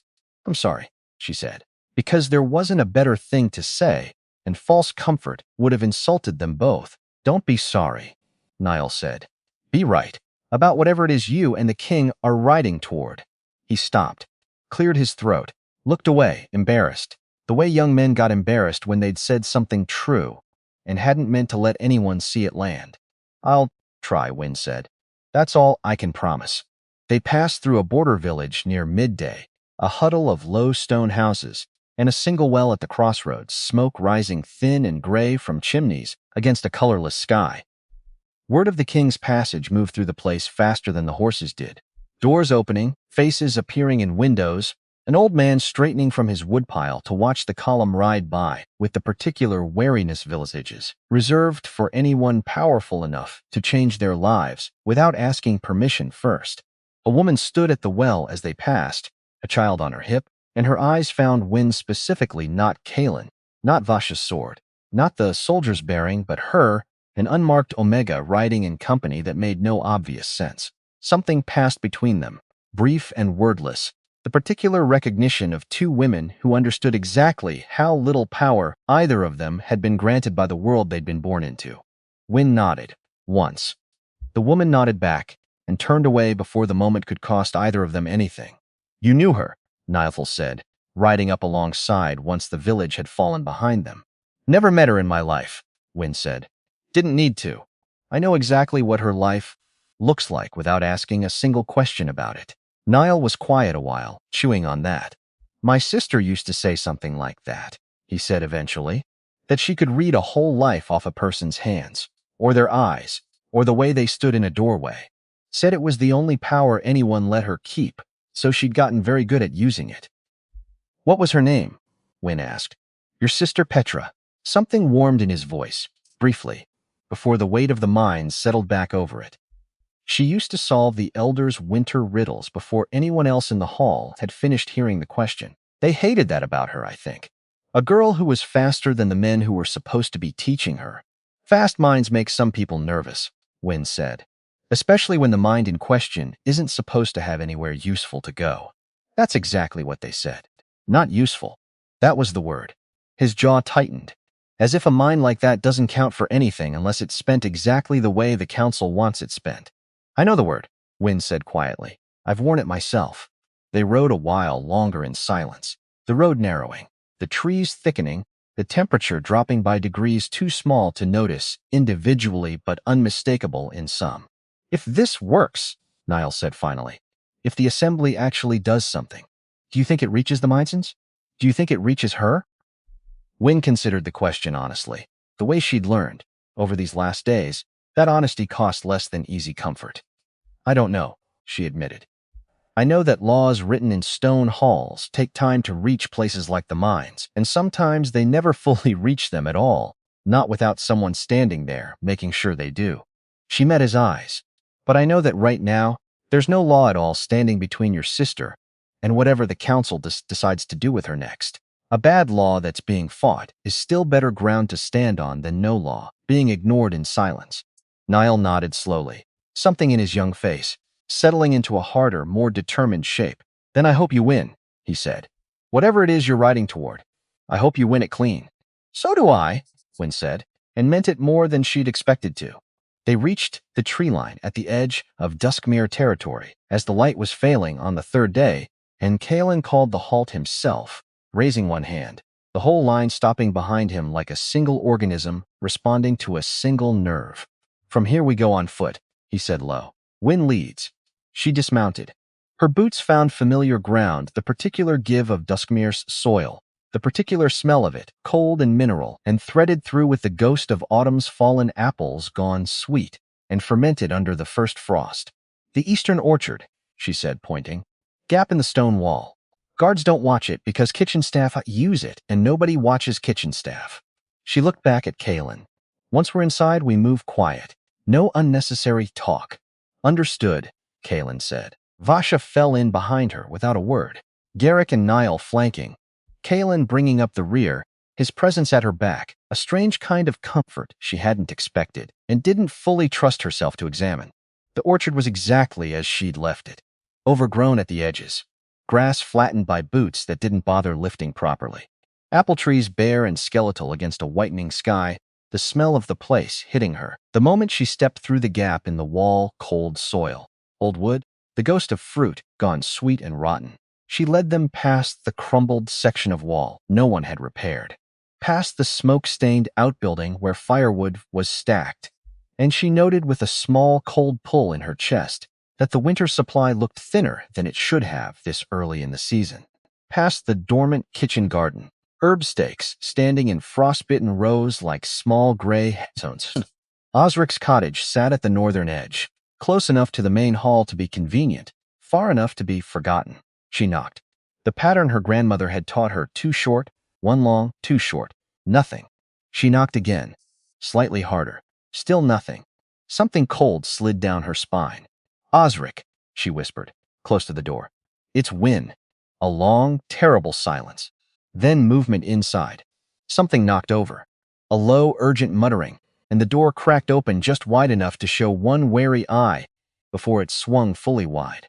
Osric stood there, small, white-haired, wrapped in 3 layers of wool, spectacles pushed up on his forehead, ink staining his left hand to the wrist. The look on his face when he saw her wasn't surprise. It was relief so complete it looked almost like pain. Win. Her name came out of him like something he'd been holding his breath around. You came back. We need to come inside, she said. Right now his eyes moved past her. Found Kaelin. Found the armor, the braids, the scar. Moon and stars, he breathed. You brought the Alpha King. He brought himself, Win said. Osric. Inside. Please. He stepped back from the doorway, and they filed in quickly, quietly. What Win saw inside stopped her breath. The walls, which she remembered thick with hanging herb bundles and stacked journals, sat nearly bare. The shelves where 40 years of meticulous record-keeping had lived were stripped clean, except for a scattering of decoy volumes, their spines too new, placed there to fool a glance that didn't know better. On the small table in the center of the room sat a bundle the size of 2 stacked bricks, wrapped in oilcloth, tied with cord. I started moving them 3 weeks ago, Osric said, when Elder Halstead stopped greeting me in the corridor. His hands, ink-stained and trembling slightly, moved toward the bundle. A man like Halstead only ignores you when he's already decided you're finished. Everything's there, Osric continued. Every document, every signature, every order. The transactions with the Unbound go back 14 months. He paused, fear crossing his face. And there's something else. Something I didn't know how to send anywhere without it disappearing on the road. He moved to the bundle, untied the cord with stiff ink-darkened fingers. Inside the oilcloth sat the journals tightly packed, but resting on top of them was a single folded letter, sealed with the Duskmere Elder crest in red wax. Osric held it out. To Kaelin. This arrived 8 days ago, he said. Addressed to Unbound Central Command. It bears the seals of all 5 Elder seats, including the 2 who were supposedly removed from power 6 weeks back. His voice shook. It authorizes the permanent removal of all unmated Omegas from Duskmere territory. Not relocation. A breath that cost him something. Removal. Kaelin broke the seal. Read. His jaw moved once. Look closely at the 2 lower seals, Osric said quiet, before Kaelin could fold it away. I noticed it 3 nights ago, by candlelight, and I haven't been able to stop looking at it since. Kaelin tilted the page. Win leaned in. The wax bore the Elder crest twice overpressed, then pressed again. The second impression, sitting a hair's width off the first, doubling the fine lines of the seal into something faintly blurred. A forger presses once, cleanly, if he's skilled, Osric said. Presses twice, only if he's working from a stolen seal in the dark, in a hurry, without the steady hand of the man who actually owns it. His old eyes were grave. I believe 3 of these signatures are genuine, Halstead's, and 2 others who have stood beside him from the start. I believe the remaining 2, the same 2 who publicly refused the purging order and were removed, for it never signed this letter at all. I believe their seals were stolen and pressed here to bury them alongside the men who actually did this, so that if the letter were ever found, there would be no innocent voice left standing to contradict it. The room went very still. Why, Wynne asked, why implicate men who had already been publicly punished for refusing? Because dead men and disgraced men make convenient scapegoats, Osric said. If this letter surfaced and all 5 seals looked equally guilty, Halstead's own name would be one voice among 5, not the one that mattered most. He was building himself a crowd to hide inside. Kalen folded the letter, with a care that felt almost violent in its restraint, and slid it inside his coat. There's one more thing, Osric said, and something in his voice made everyone in the room go still. A payment record, routed through 3 accounts to obscure the source. But I've kept records 40 years, and I know how to follow money, even when someone's trying hard to hide the trail. Where did it lead? Kaelan said. His voice had dropped very low. To a payment made 7 weeks ago, Osric said. The week before your brother died. Authorized under Halstead's personal seal. Description listed only as consulting services. The room went utterly silent. He sat across from me at council, Kaelan said, 3 days after my brother's funeral. He offered condolences. He said Soren's death was a tragedy that would be remembered. A pause. He looked me in the eye and said that. We need to move, Vasha said, breaking the silence from the doorway. Lights failing. If Halstead's people are watching this cottage. They are, Osric said. I'd stake what's left of my life on it. Then we go now, Kaelan said. Osric, whatever you can carry beyond the journals themselves, carry it. Osric moved with a speed that belied his age, pulling on his heaviest coat, gathering a small satchel. They moved out through the orchard the way they'd come, quiet, careful, the oilcloth bundle secured to Wynn's saddle. The snow started as they crossed back through the gap in the stone wall. Small dry flake, falling with the quiet, deliberate intention of snow that meant to stay. They'd cleared perhaps half a mile past the tree line, when Garrick reined his horse in sharply. Wait, he said. Everyone stopped. What is it? Kaelan said low. Garrick's eyes moved along the tree line to their left, scanning slow, careful. Thought I saw something, he said. Might be nothing. Nothing, Garrick said finally, though something in his voice sounded strained. Deer, probably. Let's move. Kaelan held his gaze a beat longer than necessary, before he nodded and gave the signal to continue. She didn't know, in that moment, what she'd just watched. She would know, before the night was finished. They made it another mile before the world came apart. One moment the forest was quiet, snow falling. The next, an arrow split the air an inch from Kaelan's shoulder and buried itself in the trunk of a bare oak with a sound like a struck drum. Down! Vasha's voice cracked through the trees. More arrows. A volley that told her this wasn't opportunistic. This was planned, positioned, waiting. How many? Kaelan barked, already at Osric's side. Can't tell, Vasha called back, sword already drawn. 6. Maybe 8. They knew our route, Kaelan said, flat and terrible. Wynn's mind was already 3 steps ahead of her body, already landing on the one piece that didn't fit. Garrick. Might be nothing. She looked for him now, and found him fighting, blade meeting blade against a figure from the tree line, and for one terrible second she thought she'd been wrong. Then she saw his eyes. Not the eyes of a man surprised by an ambush. The eyes of a man who knew exactly where the next blow was coming from. The fight stretched into something outside of time. Then, abruptly, the sounds shifted. Clear, Vasha called, her voice rough. It's clear. Wynne rose slowly, pulling Osric up with her, and what she saw stopped every thought in her head at once. Niall was down, blood dark against the snow, and Kaelan had Garrick by the front of his coat. The man's feet nearly lifted off the ground. Tell me I'm wrong, Kaelan said, his voice a low growl. Tell me you didn't lead them to us. Garrick's face crumpled. They have my sister, he said, his voice breaking. And her children, 3 of them. Youngest isn't 2 years old yet. His eyes found Wynn's for just a moment. They took them 11 days ago. Sent me a lock of my sister's hair to prove it was real. Said the children would live if I told them your route. Said they'd die slow if I didn't. The clearing went utterly silent. You could have told me, Kaelan said, grief moving underneath the fury now. And said, what? Garrick said, tears cutting tracks through blood and dirt, that the unbound have my family. You'd have had me executed on the spot, and rightly so, and my sister's children would still be sitting in whatever hole they've been kept in. I told them the route, Garrick said, hollow now. I didn't tell them how many of you there'd be. I didn't tell them she'd be here. Kalen held him a long, terrible moment. Vasha, Kalen said finally, without releasing Garrick. Nile. How bad? Deep. Not fatal if we move fast. Vasha's eyes flicked, hard and furious, toward Garrick. Wynn was already moving, already kneeling beside Nile. Deep, she confirmed. But it needs closing properly and soon. Kalen turned back to Garrick.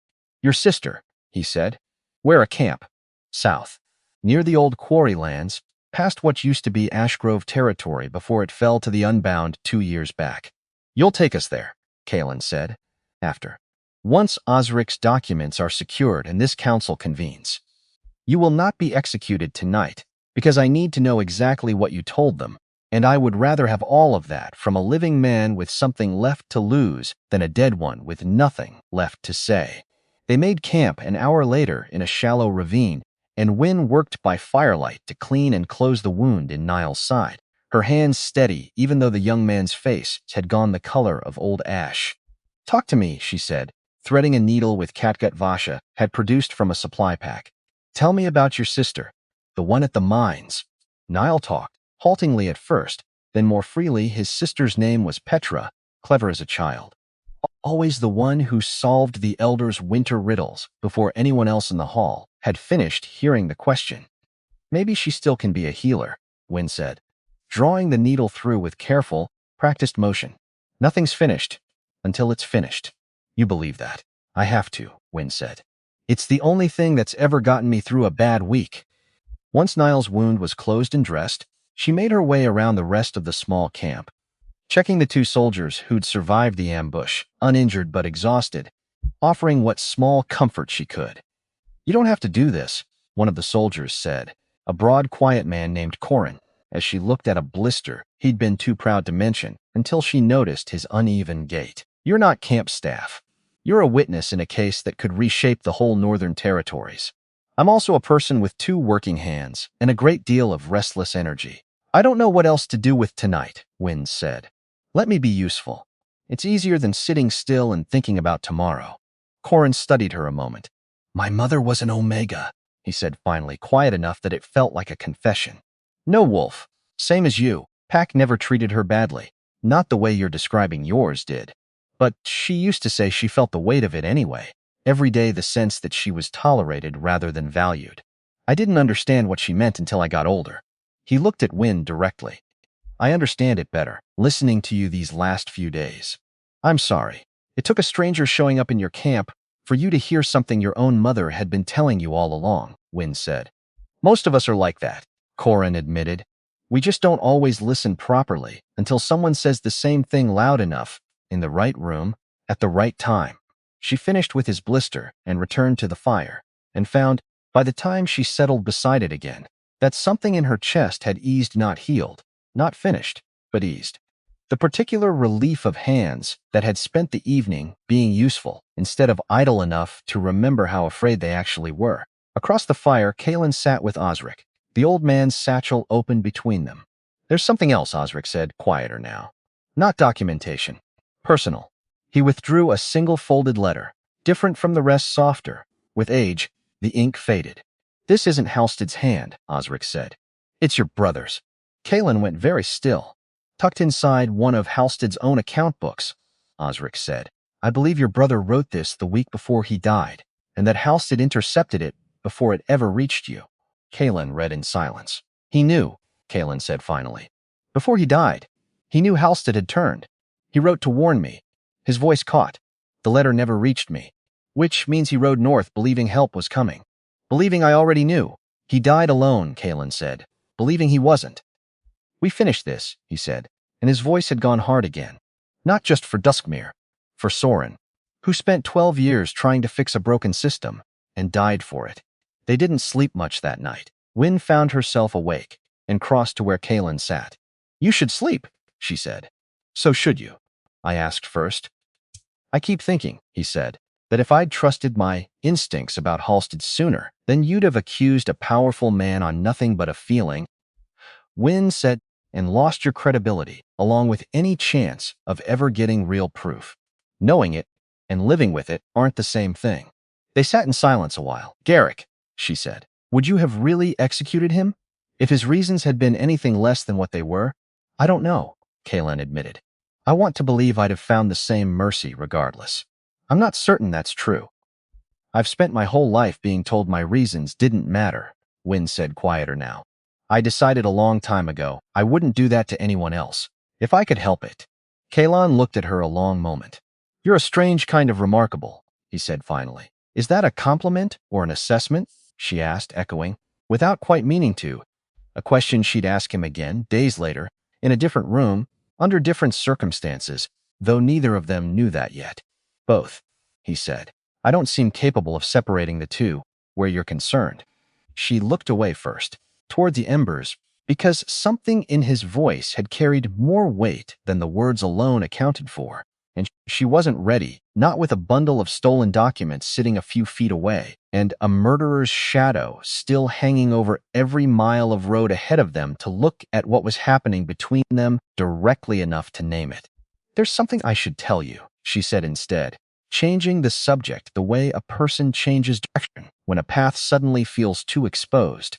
Since we've come this far being honest with each other, my wolf, since we crossed back into Duskmare territory, I felt something, not fully awake. Not quiet either, the way it's been for 16 years. Something in between. Kylan went very still. Since Duskmare, he said. Or since the tent. The question landed harder than she expected, because she hadn't fully let herself examine the timeline until he'd asked it so plainly. I don't know, she admitted. I hadn't thought to separate the two moments until you just asked me to. The old stories say a wolf sleeps until the body finds something worth waking for, Kaylin said quiet. Careful. The voice of a man handling something he suspected might be fragile. I've always thought that was sentiment dressed up as biology. I'm less certain of that, tonight, than I was a week ago. You think I'm waking because of you. I think, Kaylin said, that I dropped a spear the moment I saw you, for reasons I still can't fully explain to my own satisfaction. I think a great many things about the last week haven't followed the patterns I'd normally expect. I'm not eager to draw conclusions from incomplete evidence, but I'm also not going to pretend the pattern isn't there, simply because naming it feels like admitting to something enormous before either of us is ready to hold it. That's a very careful way of saying something you're afraid to say plainly, Wynne observed. I'm a very careful man, Kaylin said. It's kept me alive through things that killed better strategists than I am. It's also, Wynne said, possibly the loneliest way a person could choose to live, if he never lets carefulness give way to anything else. Something crossed his face at that, not offense, but a kind of raw acknowledgement.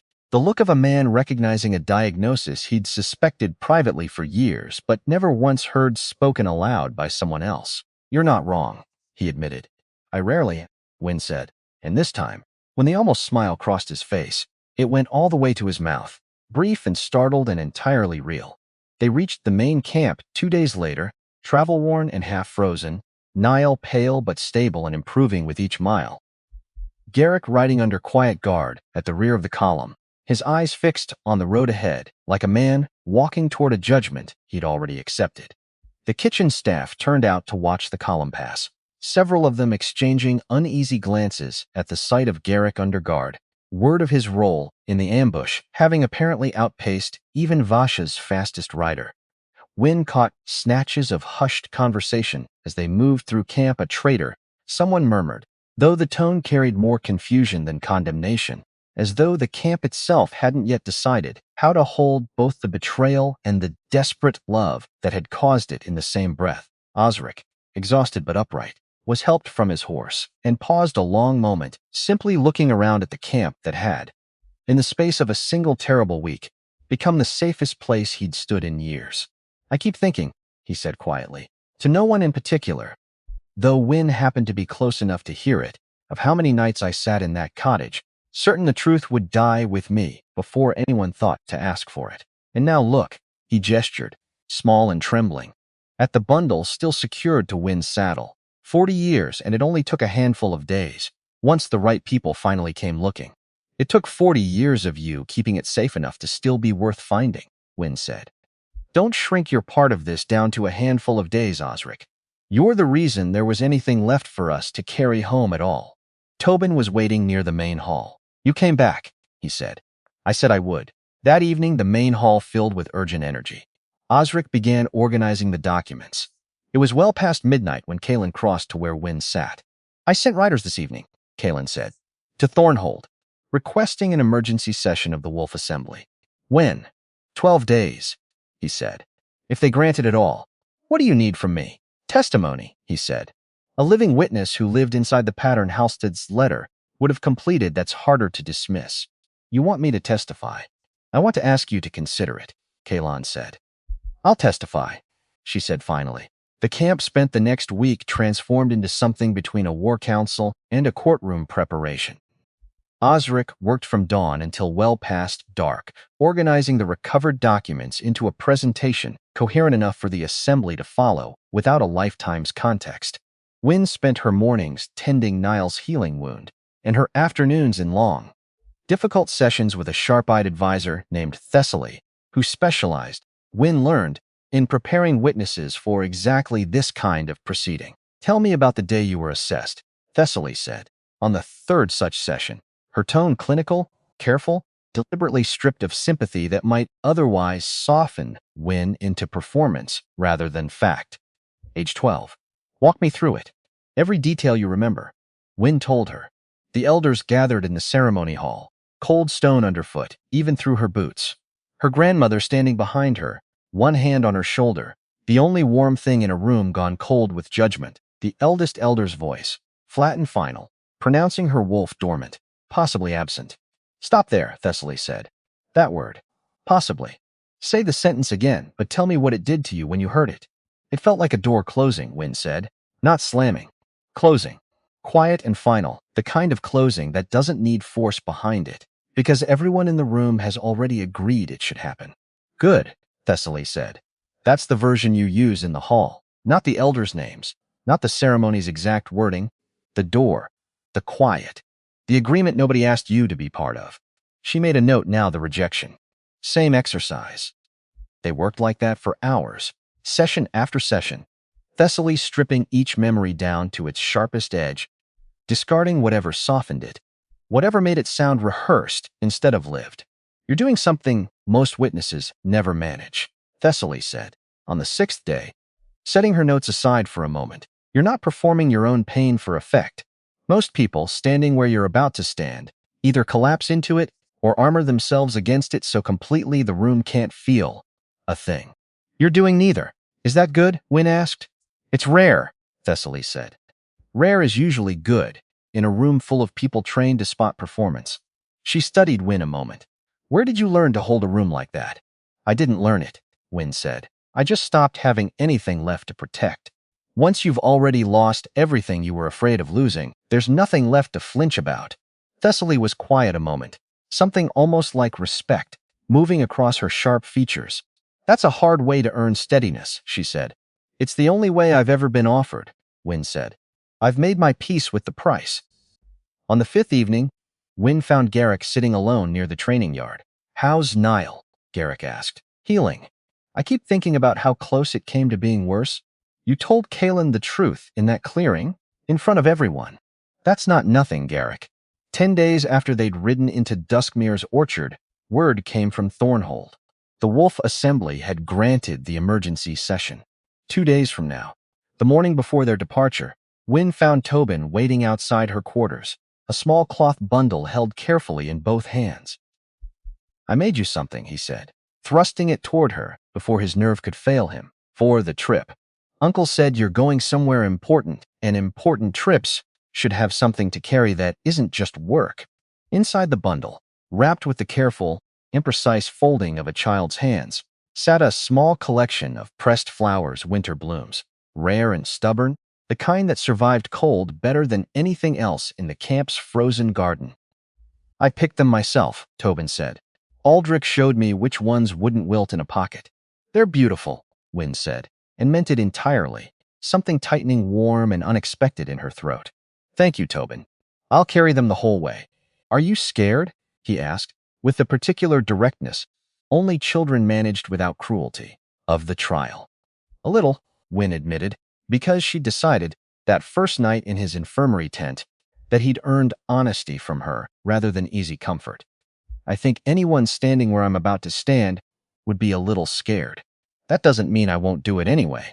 Uncle says, being brave doesn't mean not being scared, Tobin said, solemn. It means doing the thing, even though you are. Your uncle's a wise man. When he isn't busy being a king, Wynne said, and Tobin's answering grin, quick and unguarded, carried her through the rest of that anxious morning, better than any of Thessaly's careful preparation had. Before the column departed, Kalen gathered his remaining camp captains for a final briefing.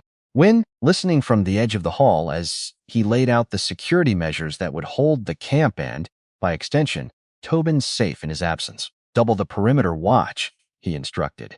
No unfamiliar kitchen staff, no unvetted deliveries until Bram's full network has been traced and accounted for. I want Tobin under guard at all times, not because I expect further attempts, but because I've already learned once what happens when I assume safety instead of confirming it. And if word reaches us that Halstead's moved against the assembly directly, one captain asked, before you've returned, then you ride for Thornhold with everything this camp can spare, Kalen said, and you don't wait for my permission to do it. Wynne watched him give these orders with the same controlled precision he brought to everything and understood, more clearly than she had before, exactly how much he was choosing to carry into that mountain city, not just his own testimony's weight, not just the documents wrapped in oilcloth, but the safety of an entire camp, an orphaned nephew, and a war that had already cost him one member of his family and threatened, every day, to cost him more. They left for Thornhold at first light the next morning. 12 days ago, she said eventually, I was kneeling in a tent, arguing with guards about whether I had the right to save a child's life. And now I'm riding toward a council hall to argue that I have the right to have had a life worth saving in the first place. It's not strange, Kalen said. It's overdue. They stopped that first night on the road to Thornhold in a wayside shelter built for exactly this purpose, stone walls and a fire pit, the kind of place travelers between territories had used for generations without ever needing to know each other's names. Osric spread the organized documents across the small table once the fire caught, walking Kalen and Wynne through the presentation order one final time, his voice steady despite the exhaustion carved permanently now into the lines of his face. The assembly will want the pattern first, Osric said, tapping the earliest ledger entries. Not the murder. Not yet. Patterns persuade before atrocities. Do a single terrible act can be argued away as an aberration.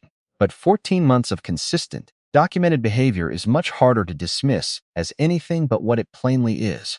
And the letter, Sin said. Last, Osric said. After the pattern's already undeniable, the letter is the proof that the pattern was heading somewhere specific. Show them the road before you show them where it ends, where the ending loses its weight. Kalen studied the arrangement a long moment, something calculating and precise moving behind his glacial eyes, the same focus, Wynne realized, that he likely brought to every battle he'd ever planned, translated now into a different kind of war, fought with paper instead of steel. And if they ask why a king rides beside his witness, instead of simply commanding the assembly's ruling, he said, some of them will ask that. Halstead's allies, especially. Then you tell them the truth, Wynne said. That you could have commanded it and chose not to, because a ruling bought by fear from a throne isn't the same as a ruling earned by evidence in an open hall. Any assembly worth convening will recognize the difference, even if Halstead's allies pretend not to. Kalen looked at her a long moment. You'd have made a formidable advisor, he said. In another life. I'm not interested in advising, Sin said. I've spent my whole life being told what to do by people with more power than sense. I'd rather stand in the hall and say the true thing myself than spend my life whispering it into someone else's ear and hoping they repeat it correctly. Something warm moved behind his eyes at that, quickly banked, though not quickly enough to escape her notice entirely. They finished the night's preparation in companionable quiet. Vasha checked the shelter's perimeter twice before finally settling near the fire herself, her sword never far from her hand even here. A habit of vigilance, Wynne was beginning to understand, wasn't paranoia so much as a lifetime of learning exactly how quickly safety could disappear. You're not sleeping either, Vasha observed, catching Wynne still awake, long after Osric had finally succumbed to exhaustion despite his own protests. Too much to hold still for, Wynne admitted. 12 days from a rejection ceremony to a council hall carved into a mountain. My mind hasn't quite caught up to how fast the ground has shifted underneath me. Ground shifts fastest, right before it settles somewhere new and permanent, Vasha said. I've watched it happen to soldiers, to kings, to entire territories. The unsettled feeling doesn't mean something's wrong. It usually means something important is finally about to hold still.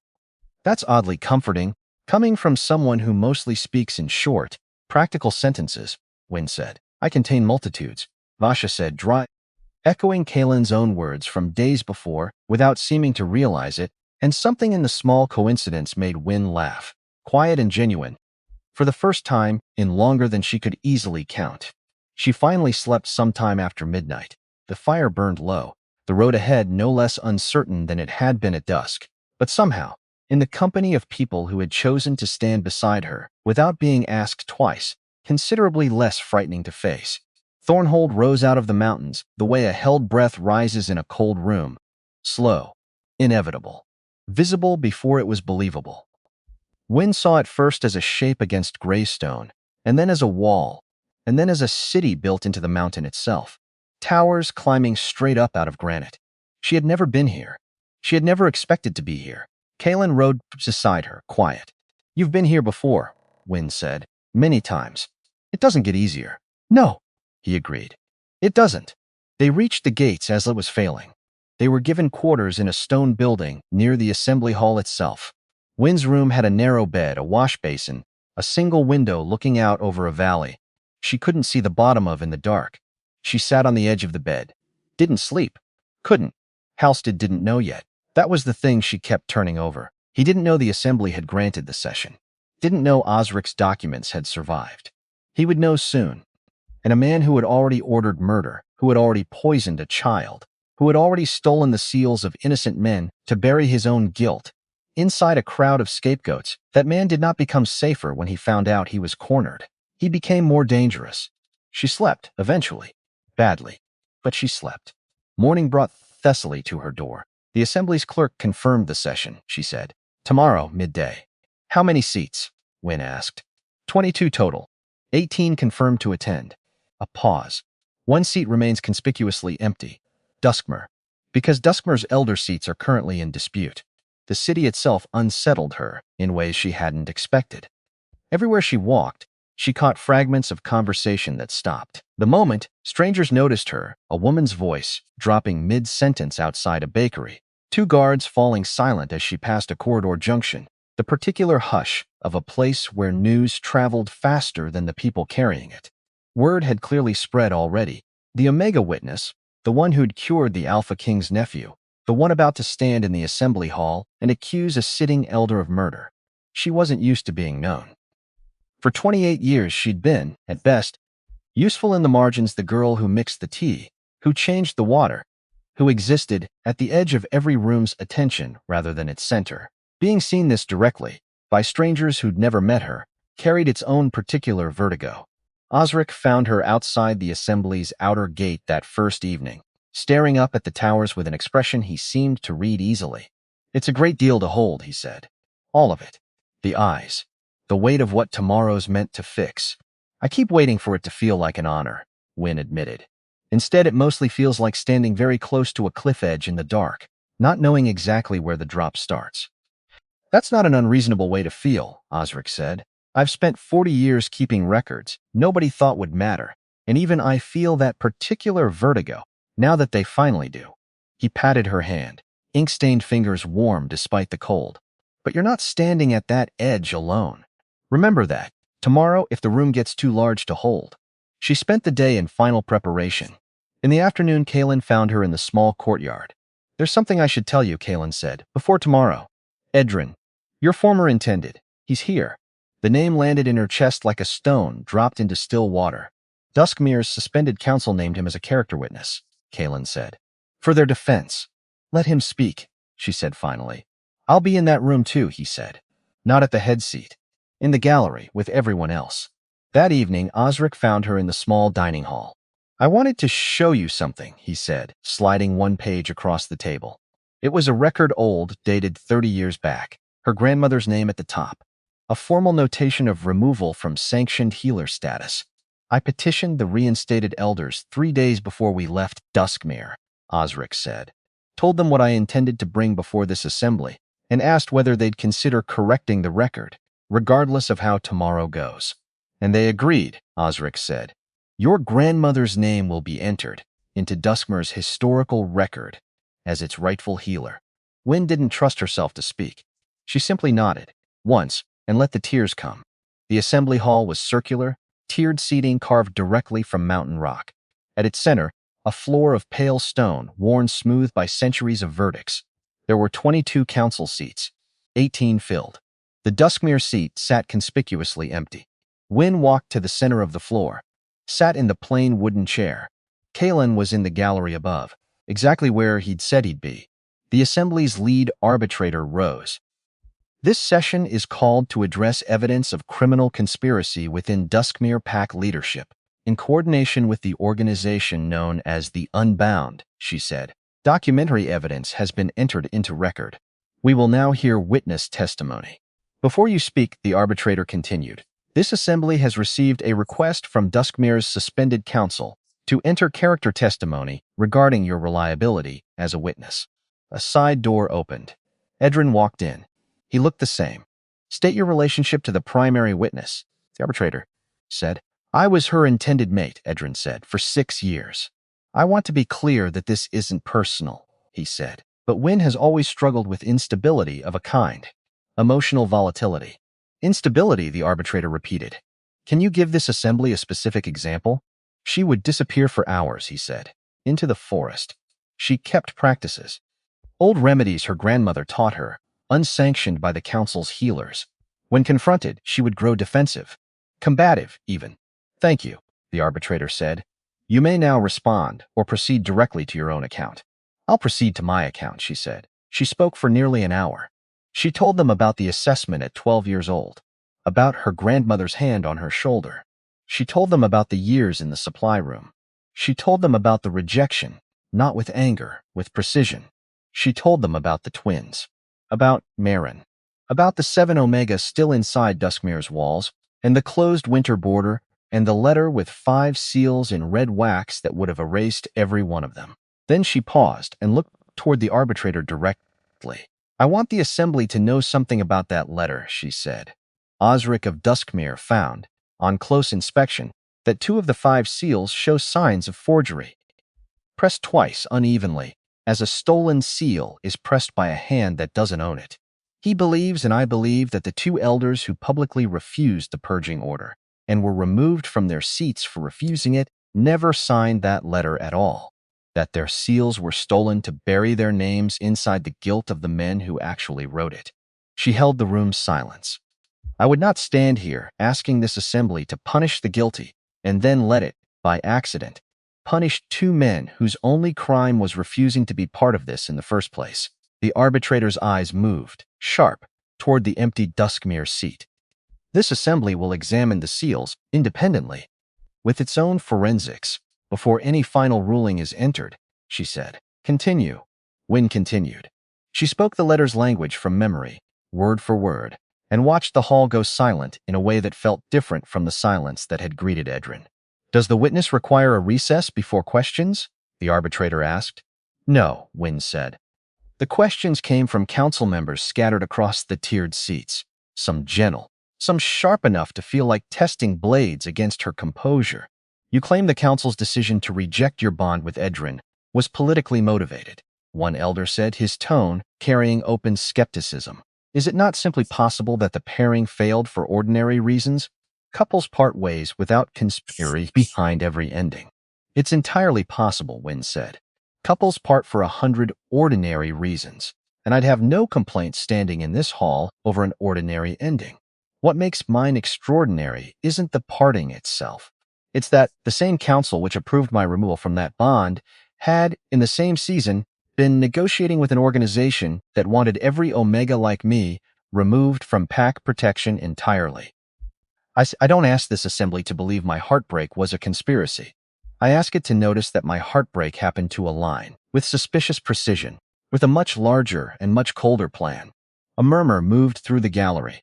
The elder who'd asked the question sat back, apparently satisfied, or at least unable to find a follow-up sharp enough to matter. Another council member, an older woman with tired eyes, leaned forward. You speak of the twins, of Marin. You were not present for whatever happened to them after your own departure. How can this assembly weigh testimony about harms you did not personally witness? I witnessed the pattern before I left, Wynne said. Marin moved to the outermost cottage the winter her mate died, though nothing in pack law required it. The twins denied a single shifting ceremony in 17 years, though the ceremony costs the pack nothing but an afternoon and a little patience. I watched these things happen while I still lived inside those walls.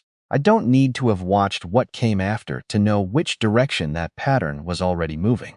And if the council disputes this characterization, the elder pressed, then I'd invite the council to explain, under oath, exactly what legitimate reason moved an elderly widow to the outermost cottage in the dead of winter, Wynne said. And I'd ask this assembly to notice how much easier it is to invent an explanation after the fact than to have offered one honestly, at the time, to the woman it was actually happening to. The elder said nothing further. A third voice, younger, more measured, asked about the payment record Osric had uncovered. This assembly has not yet independently verified the ledger you describe. Are you asking us to take an old man's memory as proof of murder? I'm asking this assembly to examine the original document itself, which has already been entered into record in Osric's own hand, copied the same day he found it, specifically so that no one would need to take his memory alone as proof of anything. Wynne held the questioner's gaze. 40 years of careful record-keeping earned him that much credit, I'd think. But I don't ask you to simply trust it. I ask you to verify it the way this assembly is equipped to verify anything it's shown. That's precisely why we brought it before you, instead of settling the matter ourselves in some quieter, less accountable room. The questioning continued for the better part of an hour more, each thread pulled and tested, and through all of it Wynne held the same steady, precise register Thessaly had helped her build. No flinching, no theater, simply the truth, offered plainly, and left to stand or fall on its own weight. She was simply accurate. And accurate, she found, was enough. The assembly recessed at dusk. Wynne walked out into cold mountain air, her legs unsteady beneath her. Kalen found her within minutes. You didn't flinch, he said. Not once. I wanted to. When he called me combative. You didn't show it. I'm showing it now, she said, and felt her hands start, finally, to shake. Kalen stepped closer, drew her into something that wasn't quite an embrace and wasn't quite not one. He looked exactly the same, she said. I kept thinking he'd look different. Like betrayal should leave a mark you can see. It leaves marks, Kalen said quietly. They're just not always where you're looking for them. She found Edrin near the assembly's outer gate as the courtyard emptied for the evening. Standing alone in a way that suggested he'd been waiting, though for what, or for whom, she couldn't yet tell. I didn't expect you to seek me out, he said, when she stopped a few paces from him. I'm not seeking anything, Wynne said. I'm leaving the same way you are. Our paths simply crossed. He looked at her a long moment, something unfamiliar moving behind his composed features, not quite regret, not quite anything she had a clean name for. I meant what I said in there, he said, about believing I was giving an honest account. I know you did, Wynne said. That's the part that troubles me more than if you'd simply lied outright. You've convinced yourself the story you told is true. That's harder to argue with than a lie, because a lie can be disproven. A story someone genuinely believes just sits there, unmoved, no matter what evidence stands against it. What would you have me say instead? Nothing, Wynne said. I don't need anything further from you, Edrin. I stopped needing anything from you the day you looked at me like a debt you were finally allowed to stop paying. I only wanted you to know that I heard exactly what you said in that hall, and that I'm not the same person who once might have let it wound her. Something in his face shifted, and for just a moment, the careful composure cracked wide enough to show something almost like shame underneath it. For what it's worth, he said, I don't think I fully understood until I sat in that gallery and listened to you speak exactly what the council actually did, what I was part of, by simply going along with it. It's worth something, Wynne said. Not enough to undo 6 years, or the winter I spent walking through a forest because your family's ambitions decided I was expendable.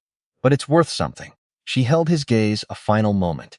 Goodbye, Edrin. I hope, wherever you land next, you find the courage you didn't have here.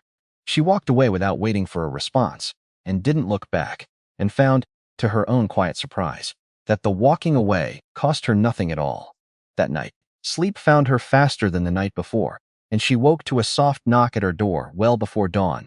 Vasha stood in the corridor, torch in hand. A messenger arrived an hour ago, Vasha said, from the Southern Territories. Words reached Duskmir's remaining loyalists that testimony's been given, that the documents survived. Halstead knows now. He knows everything. Where is he? Nobody knows. His quarters in the city are empty. He left sometime in the last 12 hours. They gathered in Kalen's quarters within minutes. He's not trying to reach the documents, Osric said, quiet. He needs to destroy witnesses. When, Kalen said, his voice very flat, very controlled. You think he's coming for me? I think a cornered man with nothing left to lose becomes the most dangerous version of himself, Kalen said. I should have anticipated this, he said. I should have had guards on you from the moment we entered this city, Kalen. She said his name carefully. I'm not dead. I'm standing right here. Whatever happens next, we face it now, together.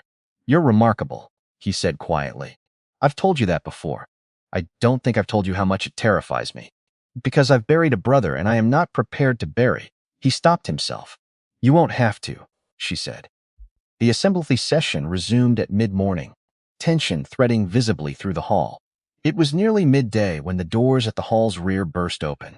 Violently, a guard staggered through, first blood at his shoulder. Halstead stood in the doorway, a dozen armed men behind him. This session is a farce, he said, built on forged documents and the testimony of a bitter, rejected Omega with every reason to lie. Halstead. The arbitrator's voice had gone hard as stone.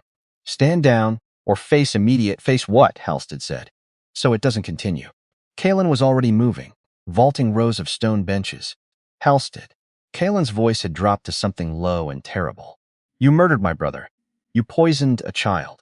You stole the seals of innocent men to hide behind their names. And now you bring armed men into a council hall.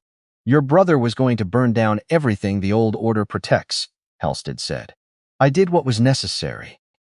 You did what a coward does, Kalen said, when he's run out of ways to hide what he's done. Take the witness, Halstead said. Alive, if possible. If not. He didn't finish the sentence. He didn't need to. The armed men surged forward, and the hall erupted into chaos, assembly guards moving to intercept. Council members scrambling for the tiered seating's exits, the arbitrator's voice lost entirely under the sudden roar of steel and shouting. Benches overturned. Somewhere above, a woman's scream cut short as she was pulled bodily out of harm's way by a guard twice her size. Papers scattered from an overturned table and drifted, absurdly gentle, through air gone thick with violence. Osric was on the floor before wind could reach him, not struck. Simply pulled down and covered by one of the assembly's own guards, his satchel empty now, its contents already entered into the archive, still clutched instinctively to his chest out of 40 years of habit that hadn't yet caught up to the fact that the documents were safe elsewhere. Kalen had already closed with 2 of Halstead's men, his movements economical, brutal, nothing wasted, the fighting style of a man who had spent a lifetime being the largest threat in every room he entered and had never once needed to prove it until moments exactly like this one. One man went down and did not rise. The second pressed him hard, blade ringing against blade, and for one terrible half-second Wynne lost sight of him, entirely in the crush of bodies. Vasha cut a path toward her through the chaos, with brutal efficiency, sword-catching torchlight in fast economical arcs. This way, Vasha shouted, pulling Wynne toward a side passage, and they'd nearly reached it when a hand closed hard around Wynne's arm from the opposite direction. She spun, and found herself face to face with one of Halstead's men, his blade already rising. She didn't think. Something ancient and long buried surged up through her chest, through her spine, and the world tilted sideways, as her body did something it had never done before. She shifted, fur and claw and a howl that tore out of her throat, and the man's blade went wide, missing entirely, and she was moving on 4 legs instead of 2, driven by something that had been sleeping inside her since she was 12 years old. And finally, violently awake, she lunged. He went down hard. She shifted back fast. disorienting, and found herself crouched over the fallen man. Human again, breathing hard. "You're Wolf," Vasha said, staring. "You have a wolf." Across the hall, Halstead was moving fast toward the archive corridor. "The documents!" she shouted, and Kalen broke from the fight and ran. Wynne followed. The archive room sat at the corridor's end, heavy door standing open. Halstead stood at the center of the room, a torch in one hand, the oilcloth bundle of documents in the other. "Stop," Kalen said. "Why?" Halstead said. "You've already won, but I can still take something from you on the way down." "Burning copies already entered into record accomplishes nothing," Kalen said. "It's not about changing the outcome," Halstead said. "It's about not letting her—" His eyes cut to Wynne. "Not letting an Omega with no wolf, no pack, no right to any of this be the one who ends everything I built." "I have a wolf," Wynne said quietly. Something in Halstead's face flickered. "I found it about 4 minutes ago," she continued, "in the middle of your ambush, which means everything you and the council decided about me 16 years ago was wrong." She took a step forward. "You didn't build something worth protecting, Halstead. You built a lie, and you're standing in the wreckage of it right now." Garrick appeared in the doorway, behind them, blood on his blade. Halstead moved, not toward the documents, toward the door, shoving past Garrick, the torch falling from his hand and guttering out against the stone floor. "He's heading for the eastern stair," Vasha said, already moving. "It leads to the outer wall." "Go," Kalenson said. "When I'm coming," she said, and didn't wait for him to argue. They moved fast through corridors that felt suddenly unfamiliar in their urgency, stone walls blurring past, the sounds of the larger battle in the main hall, fading behind them into something distant and strange, as though the whole mountain city had narrowed itself down to this single chase, this single desperate man, fleeing the wreckage of everything he'd built. Wynne's chest burned with the effort, her body still adjusting to whatever the shift had cost her, some new soreness in muscles that had apparently existed her entire life without her ever once having cause to feel them. She pushed through it, kept pace, refused to let herself fall behind, while Kalen carried a fury she understood better now than she had that morning. "You don't have to be the one who catches him," Kalen said, not slowing, not looking back at her. "I can end this myself." "I know you can," Wynne said. "I'm not coming because I doubt you. I'm coming because he tried to have me killed twice in 2 days, and I'd like to be present when whatever happens next finally happens." Kalen didn't argue further. Perhaps, she thought, some part of him understood exactly what she meant, that surviving someone's violence and then being kept at a careful distance from its resolution was its own kind of small, additional theft, one more decision made about her without her consent, however well-intentioned the reasoning behind it might be.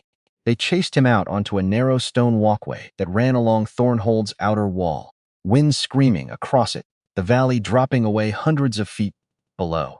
Halstead had nowhere left to run. "It's finished," Kalen said, advancing slow.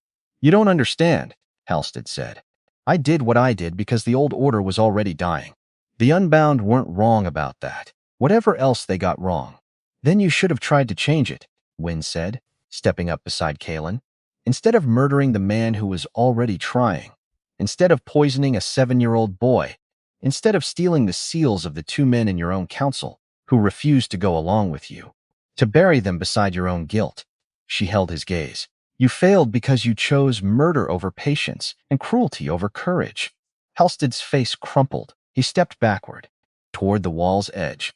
"Tell them," Halstead said, his voice suddenly very calm. "Tell them I believed I was right until the very end. That's the only mercy I'll ask for." He stepped back again, and the wall's edge wasn't there anymore. Nobody spoke for a long moment. "He's gone," Vasha said finally. "It's over," Wynne said. "It's over," Kalen agreed, and turned to look at her. "You have a wolf." "Apparently," she said, and looked down at her own hands, still faintly trembling. They found Garrick in the corridor, a wound in his shoulder. "He got past me," he said. "I'm sorry. I tried." "You bled trying," Kalen said, crouching beside him. "That's not the same as failing." He looked up. "We'll get you seen to. And then, once you're healed, we ride south to the Quarrylands. I made you a promise, and I intend to keep it." Vasha found Wynne alone in the courtyard the evening after the battle, still faintly bruised along one forearm, where she'd taken a glancing blow she hadn't noticed until the adrenaline finally drained away. I've served this camp 9 years, Vasha said, settling onto the bench beside her without asking, the same easy familiarity she'd shown that first dawn before they rode for Osric's cottage. I've seen soldiers freeze the first time steel comes out in earnest. I've seen trained fighters lose their nerve entirely. The first time the fighting is real instead of practiced. She studied Win a long moment. I've never seen someone discover an entirely new part of their own body in the middle of a battle and keep fighting without missing a single step. I didn't have time to be surprised, Win said. Surprise felt like a luxury I couldn't afford in that particular minute. That's not nothing, Vasha said. Most people freeze exactly because the surprise arrives faster than the decision to keep moving. You didn't freeze. She was quiet a moment, watching the last light fade over the courtyard wall. I told you once, on the road, that he doesn't let most people see what's underneath the containment. I want to amend that, now that I've watched the two of you through everything since. A faint, rare smile touched her scarred face. I don't think he's contained anything. Where you're concerned, since the day you walked into that tent, I think you've simply been generous enough not to make him feel foolish for it. Is that your version of approval? Win asked. It's the only version I give, Vasha said, and rose to resume her rounds, leaving Win alone with the darkening sky and the particular warmth of having earned, without quite meaning to, the respect of someone who didn't hand it out freely to anyone. 2 nights before the Assembly's final ruling was to be announced, Kalen found Win in the small library the city had made available to visiting dignitaries, a single lamp burning low over a book she'd stopped actually reading several pages back. You've been quiet since the walkway, he said, settling into the chair across from her. Quieter than I'd expect, given everything that's finally about to be resolved. I keep thinking about what he said, Win admitted. At the end, that he believed he was right until the very end. She closed the book she hadn't really been reading. I don't want to feel anything like sympathy for a man who murdered your brother and poisoned a child. But some small stubborn part of me keeps circling back to how easily conviction curdles into cruelty if nobody's willing to challenge it along the way. It unsettles me more than I expected it to. I don't think what you're feeling is sympathy, Kalen said. Careful. I think it's recognition. You've spent your whole life around people who were certain they were right, while doing terrible things to people like you. Halstead's just the loudest, most violent version of a shape you already knew intimately. He reached across the small table, covered her hand with his. That doesn't make you weak for noticing the shape. It makes you exactly the kind of witness. This assembly needed someone who understands better than anyone in that hall how conviction and cruelty learn to wear the same face. Wynne turned her hand over beneath his. Let their fingers thread together, the gesture simple and unhurried and entirely unlike anything either of them had allowed themselves before. What happens now? She asked. Once the ruling's announced. Once all of this finally has an ending instead of just another emergency to survive. Now Kalen said, I go home and govern a kingdom that's finally beginning to look like the one my brother spent 12 years trying to build. And I hope, though I won't pressure you toward any answer faster than you're ready to give it, that you might consider making that home yours as well. You're not asking me to decide tonight. I'm not asking you to decide anything before you're ready, Kalen said. I told you once in a ravine that I could manage waiting. I meant it then. I mean it more now. Wynne looked at him a long moment, firelight low and warm across the small room, and felt something settle in her chest that had been unsettled for so long she'd nearly forgotten what its opposite felt like. Ask me again, she said, once we're home. I think I'll have an answer by then worth giving you. I intend to, Kalen said, and lifted her hand to press a single, careful kiss against her knuckles, the gesture holding more restraint and more promise than anything more forward could have managed. The assembly reconvened 5 days later, once the hall had been repaired, and its own forensics examiners had completed their study of the seals on Osric's letter. The arbitrator rose. This assembly has reviewed all documentary evidence, all testimony, and the findings of our own seal examiners regarding the letter entered into record, she said. That examination confirms the witness's account. 3 of the 5 seals on the purging letter are authentic. 2 bear clear evidence of duplication consistent with the use of a stolen instrument. A murmur moved through the hall. The Unbound's restructuring agenda is hereby classified as a criminal conspiracy against the established shifter order, she continued. The three genuine signatories to the purging order, along with Elder Halstead's confirmed role in the murder of Soren Draven and the attempted assassination of his witness, are formally and permanently stripped of all pack authority, their conduct remanded for further criminal proceedings before this body's tribunal. She paused. The two elder seats, whose seals were forged into that letter, are hereby cleared of all wrongdoing associated with it and restored to full standing, their earlier removal itself, procured under duress by the very conspiracy this assembly has now confirmed, formally reversed. Wynne felt something enormous release in her chest. The purging order itself is declared void. In its entirety, the arbitrator continued. All displaced pack members are granted the right of return to Duskmere, or the right of resettlement under protection of any pack willing to receive them, at their own choosing. Additionally, the arbitrator said, this assembly enters a new provision into the Wolf Assembly's standing charter. The first new provision in 60 years. She unrolled a scroll. Designation status Alpha, Beta Omega, or Wolfless shall not, under any circumstance, constitute grounds for removal from pack protection, denial of inheritance rights, or exclusion from sanctioned roles within any recognized territory. The silence that followed felt like the sound of something finally, permanently, changing. In the days between the archive room and the Assembly's final ruling, while the hall itself was being repaired and the wounded tended, Kalon spent long hours in closed session with the Assembly's arbitrator and its senior counsel, and Wynne found herself, more than once, half a sense-eyed, waiting out sessions with Osric, watching the particular exhausted focus with which Northern Territories reorganized themselves after violence. They're deciding who governs Duskmere in the interim, Osric explained. On the second such afternoon, watching guards move purposefully between chambers, the three genuine signatories are finished, permanently. But a pack can't simply sit ungoverned while criminal proceedings unfold. The Assembly will likely appoint a temporary steward until proper succession can be arranged. Will they ask the two exonerated elders? Wynne asked. I'd expect so, Osric said. Once the seal forensics confirm what I already believe to be true, they refused the purging order once, at real cost to themselves. That's not nothing.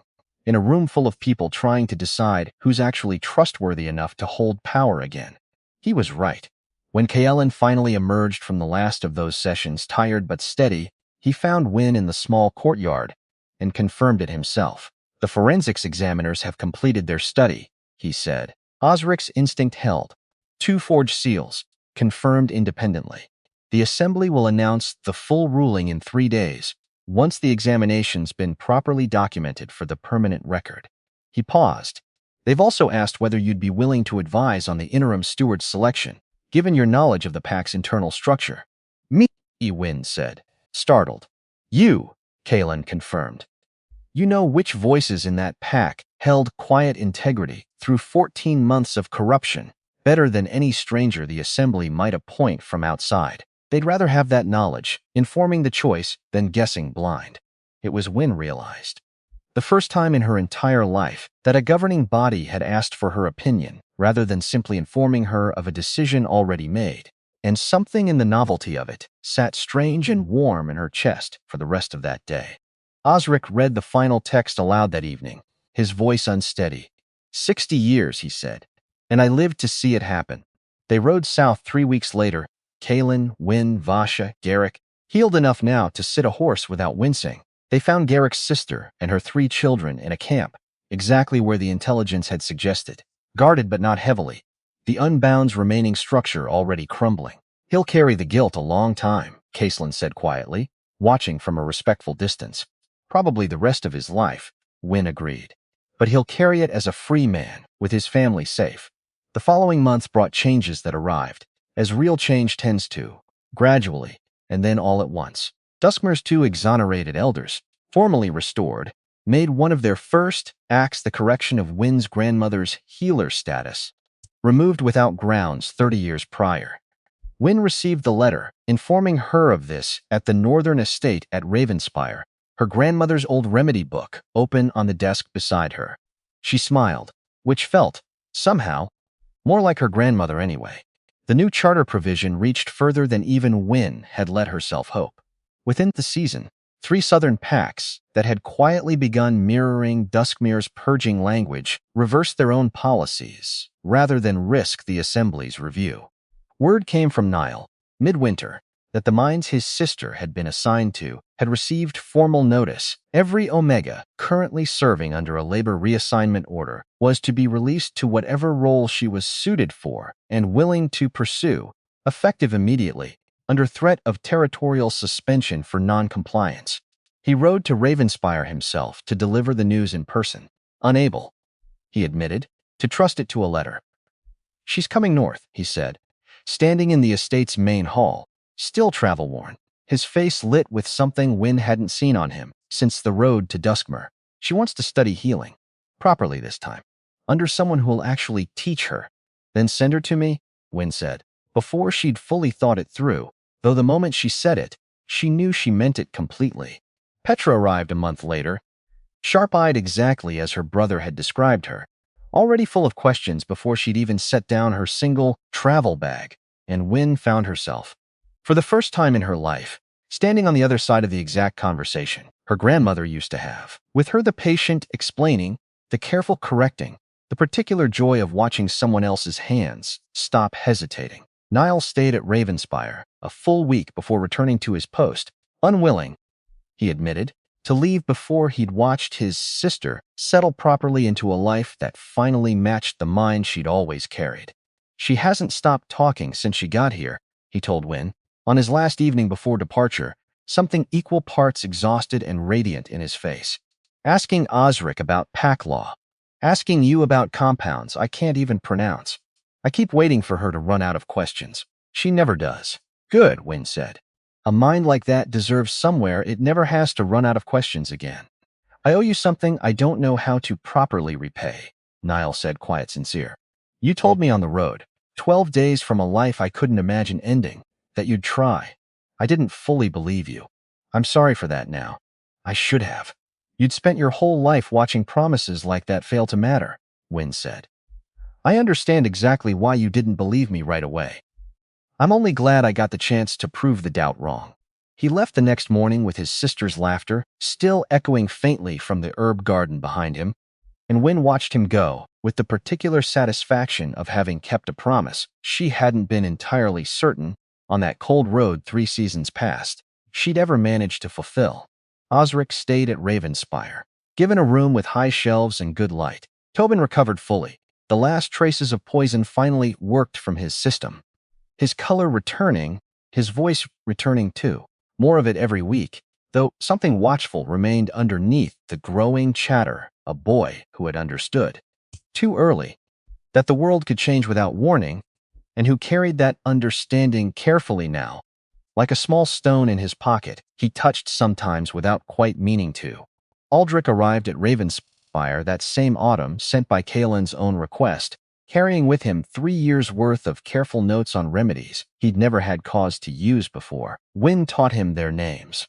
"I've come to ask something that might sound strange. Coming from a man twice your age with a formal license you were never granted," he said, standing rather awkwardly in the estate's herb garden, hat in hand. "I'd like to study under you properly, not the occasional afternoon we managed in that infirmary tent. Something ongoing, something real. I've spent 19 years believing knowledge only counted if it came stamped with a council's approval.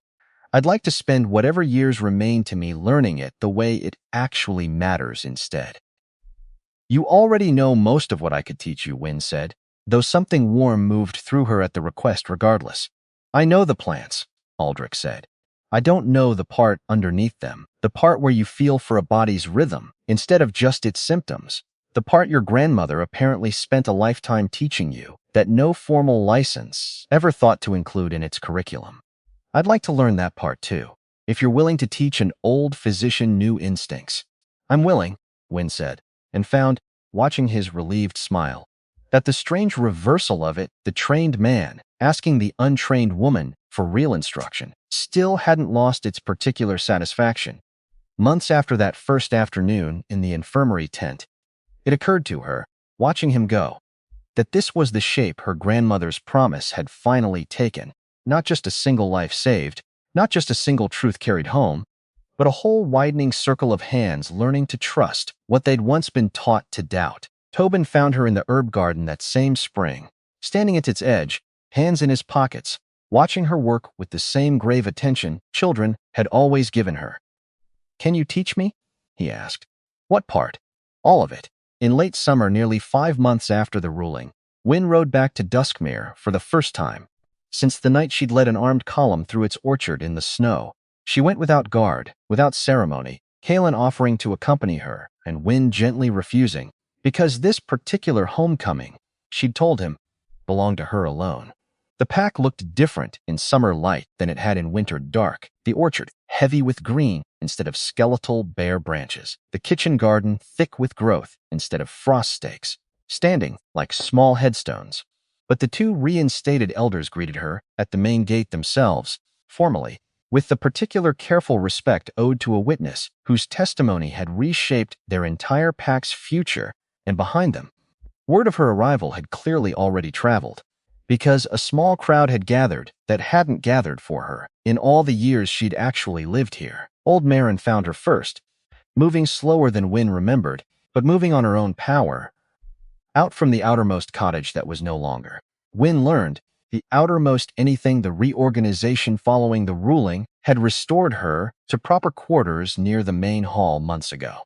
"You came back," Marin said, echoing, without knowing it. The exact words Tobin had said to her twice already, and something in the repetition settled warm and strange in Wynne's chest. "I said I would, if I ever had the chance," Wynne said. "I wasn't sure the chance would come." "It came because you made it come," Marin said, and took both of Wynne's hands in her own weathered ones. "There isn't a soul left in this pack who doesn't know exactly whose voice it was, standing in that hall, that turned all of this around." The twins found her next.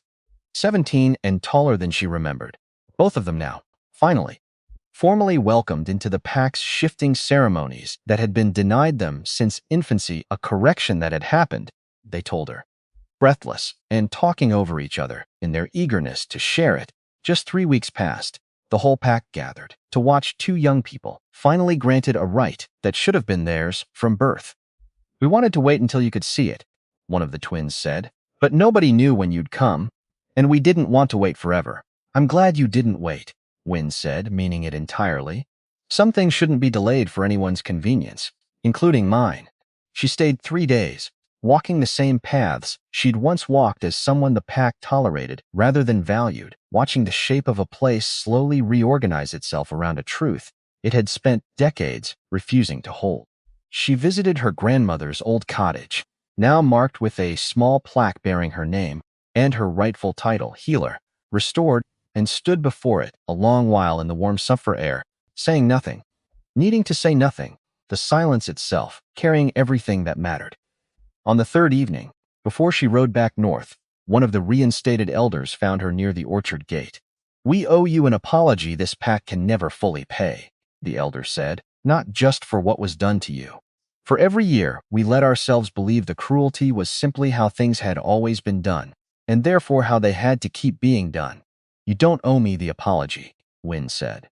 "You owe it to everyone still living inside walls like these, in packs the Assembly's ruling hasn't reached yet.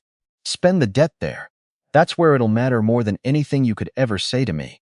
The elder nodded. Solomon asked, before Wynne could turn to go, whether the pack might name the newly restored ceremony hall after her grandmother, a gesture, the elder explained, meant to ensure that no future generation of Duskmere could pass through its doors without being reminded, in stone and in memory, of exactly what the pack had once been willing to discard and exactly what it had cost them to discard it. "She would have refused the honor," Wynne said, smiling despite the tightness in her throat. "She always said healers didn't need buildings named after them. They needed people who remembered how to use their hands properly." She considered a moment longer, but name it anyway. Not for her pride. For every child who walks through those doors, not yet knowing what an Omega's hands are capable of, until they read her name above the threshold and start wondering.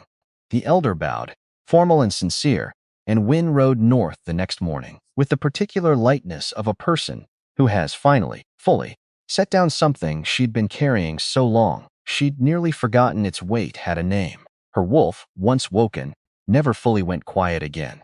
Kaylin helped in the quiet evenings, patient in a way she hadn't expected. She told him on an evening nearly a year after the walkway.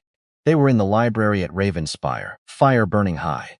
"I'm there now," she said. "I know," he said. "I've known for a while. The herb garden. When Tobin asked you to teach him, and you said all of it, that was when I knew you were staying." They married in the herb garden itself, in early spring, when the snow had just released the valley and the mountains still wore their white crowns, and the air smelled of cold earth waking up for another year. It was small. She hadn't wanted large, and he hadn't argued. Osric cried through the entire proceeding, and made no attempt to hide it. Vasha stood at attention, jaw set, eyes suspiciously bright, and shook Wynn's hand afterward with a grip that said everything she was too disciplined to put into words. Garrick stood at the back with his sister and her 3 children, all of them healed now, all of them safe. A family that existed because a man had chosen, in the end, to tell the truth even when it cost him everything to say it.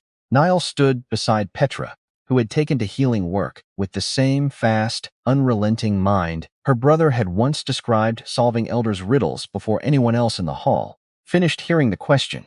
Tobin stood beside Kaelin, solemn and correct in his good clothes, holding a small bundle of dried herbs. Wynn had asked him to carry feverwort and nettle and a sprig of lavender, because she'd wanted something of her grandmother's knowing present in the garden that day. After, when the light was fading and the fire in the small outdoor hearth had burned down low, Wynn stood at the garden's edge and looked out at the mountains, Kaelin's hand warm in hers, and thought about every word that had once been used to define her. Deficient, liability, rejected, without wolf, without value, without place. She had kept none of them. She had kept instead the knowledge her grandmother pressed into her hands a lifetime ago. The remedies, the roots, the quiet hum against the back of her hand that told a body in crisis, "You are not alone, you are worth the staying." She knew it now. Later that night, once the small gathering had finally dispersed, and Osric had been gently persuaded toward bed, despite his protests that the evening was far from over, Wynn found Kaelan alone on the estate's high balcony, looking out over the same valley they'd once ridden toward, with nothing but grief and a bundle of stolen documents to carry them. "You're thinking too hard for a man who married the woman he wanted this very afternoon," she said, coming to stand beside him. "I'm thinking about Soren," Kaelin admitted. "He should have been here, standing where Osric stood today, telling terrible jokes at my expense the way he always did at every occasion that mattered." "Then let him be here," Wynn said, quiet. "Not in the way you mean, but in every reform his death set in motion, in the charter provision that didn't exist a year ago, in the twins finally granted their ceremony, in Niall's sister studying healing under my own hands, instead of breaking her back in a mine that never should have claimed her." She took his hand. "He spent 12 years trying to build something better than what he was born into. He built it. It just took his death, and yours, and mine, and Osric's 40 years of patient records, to finish the work he started." Kaelin was quiet a long moment, the valley stretching dark and vast below them, stars beginning to prick through the clearing sky. "I used to think being a king meant carrying everything alone," he said finally. "Contained, controlled, because a king who shows the weight he's carrying invites other people to test whether it's heavy enough to break him." He looked at her. "You taught me something different, without ever once trying to." "What's that?" "That carrying something together doesn't make a man weaker for having help," he said. "It makes the weight survivable in the first place." He drew her closer, the cold night air sharp and clean around them. "I don't think I fully understood that before you walked into that tent. I'm grateful, every day since, that you did." Wynn leaned into him, the particular ease of a body that had finally, after 28 years, stopped bracing itself against the next disappointment. "My grandmother used to say worth isn't something you earn once and keep," she said. "It's something you keep choosing, every day. The same way you keep choosing to be a good king, or a good husband, or a good man. Long after anyone's still watching to see if you will. Then I intend to keep choosing it," Kaelin said, "for as many days as I'm given." They stood together a long while, watching the stars finish arriving over the mountains, saying nothing further, because nothing further needed saying. And beyond the garden, beyond the estate, beyond the mountains, standing patient and enormous, In the fading light, an entire world had shifted its shape around one simple, overdue truth. That worth was never something to be assessed, or assigned, or stripped away by men, signing careful documents in rooms that reeked of old wood and older cruelty. It was something a person carried inside themselves, waiting, sometimes for a lifetime, for the moment it was finally, fully, allowed to wake.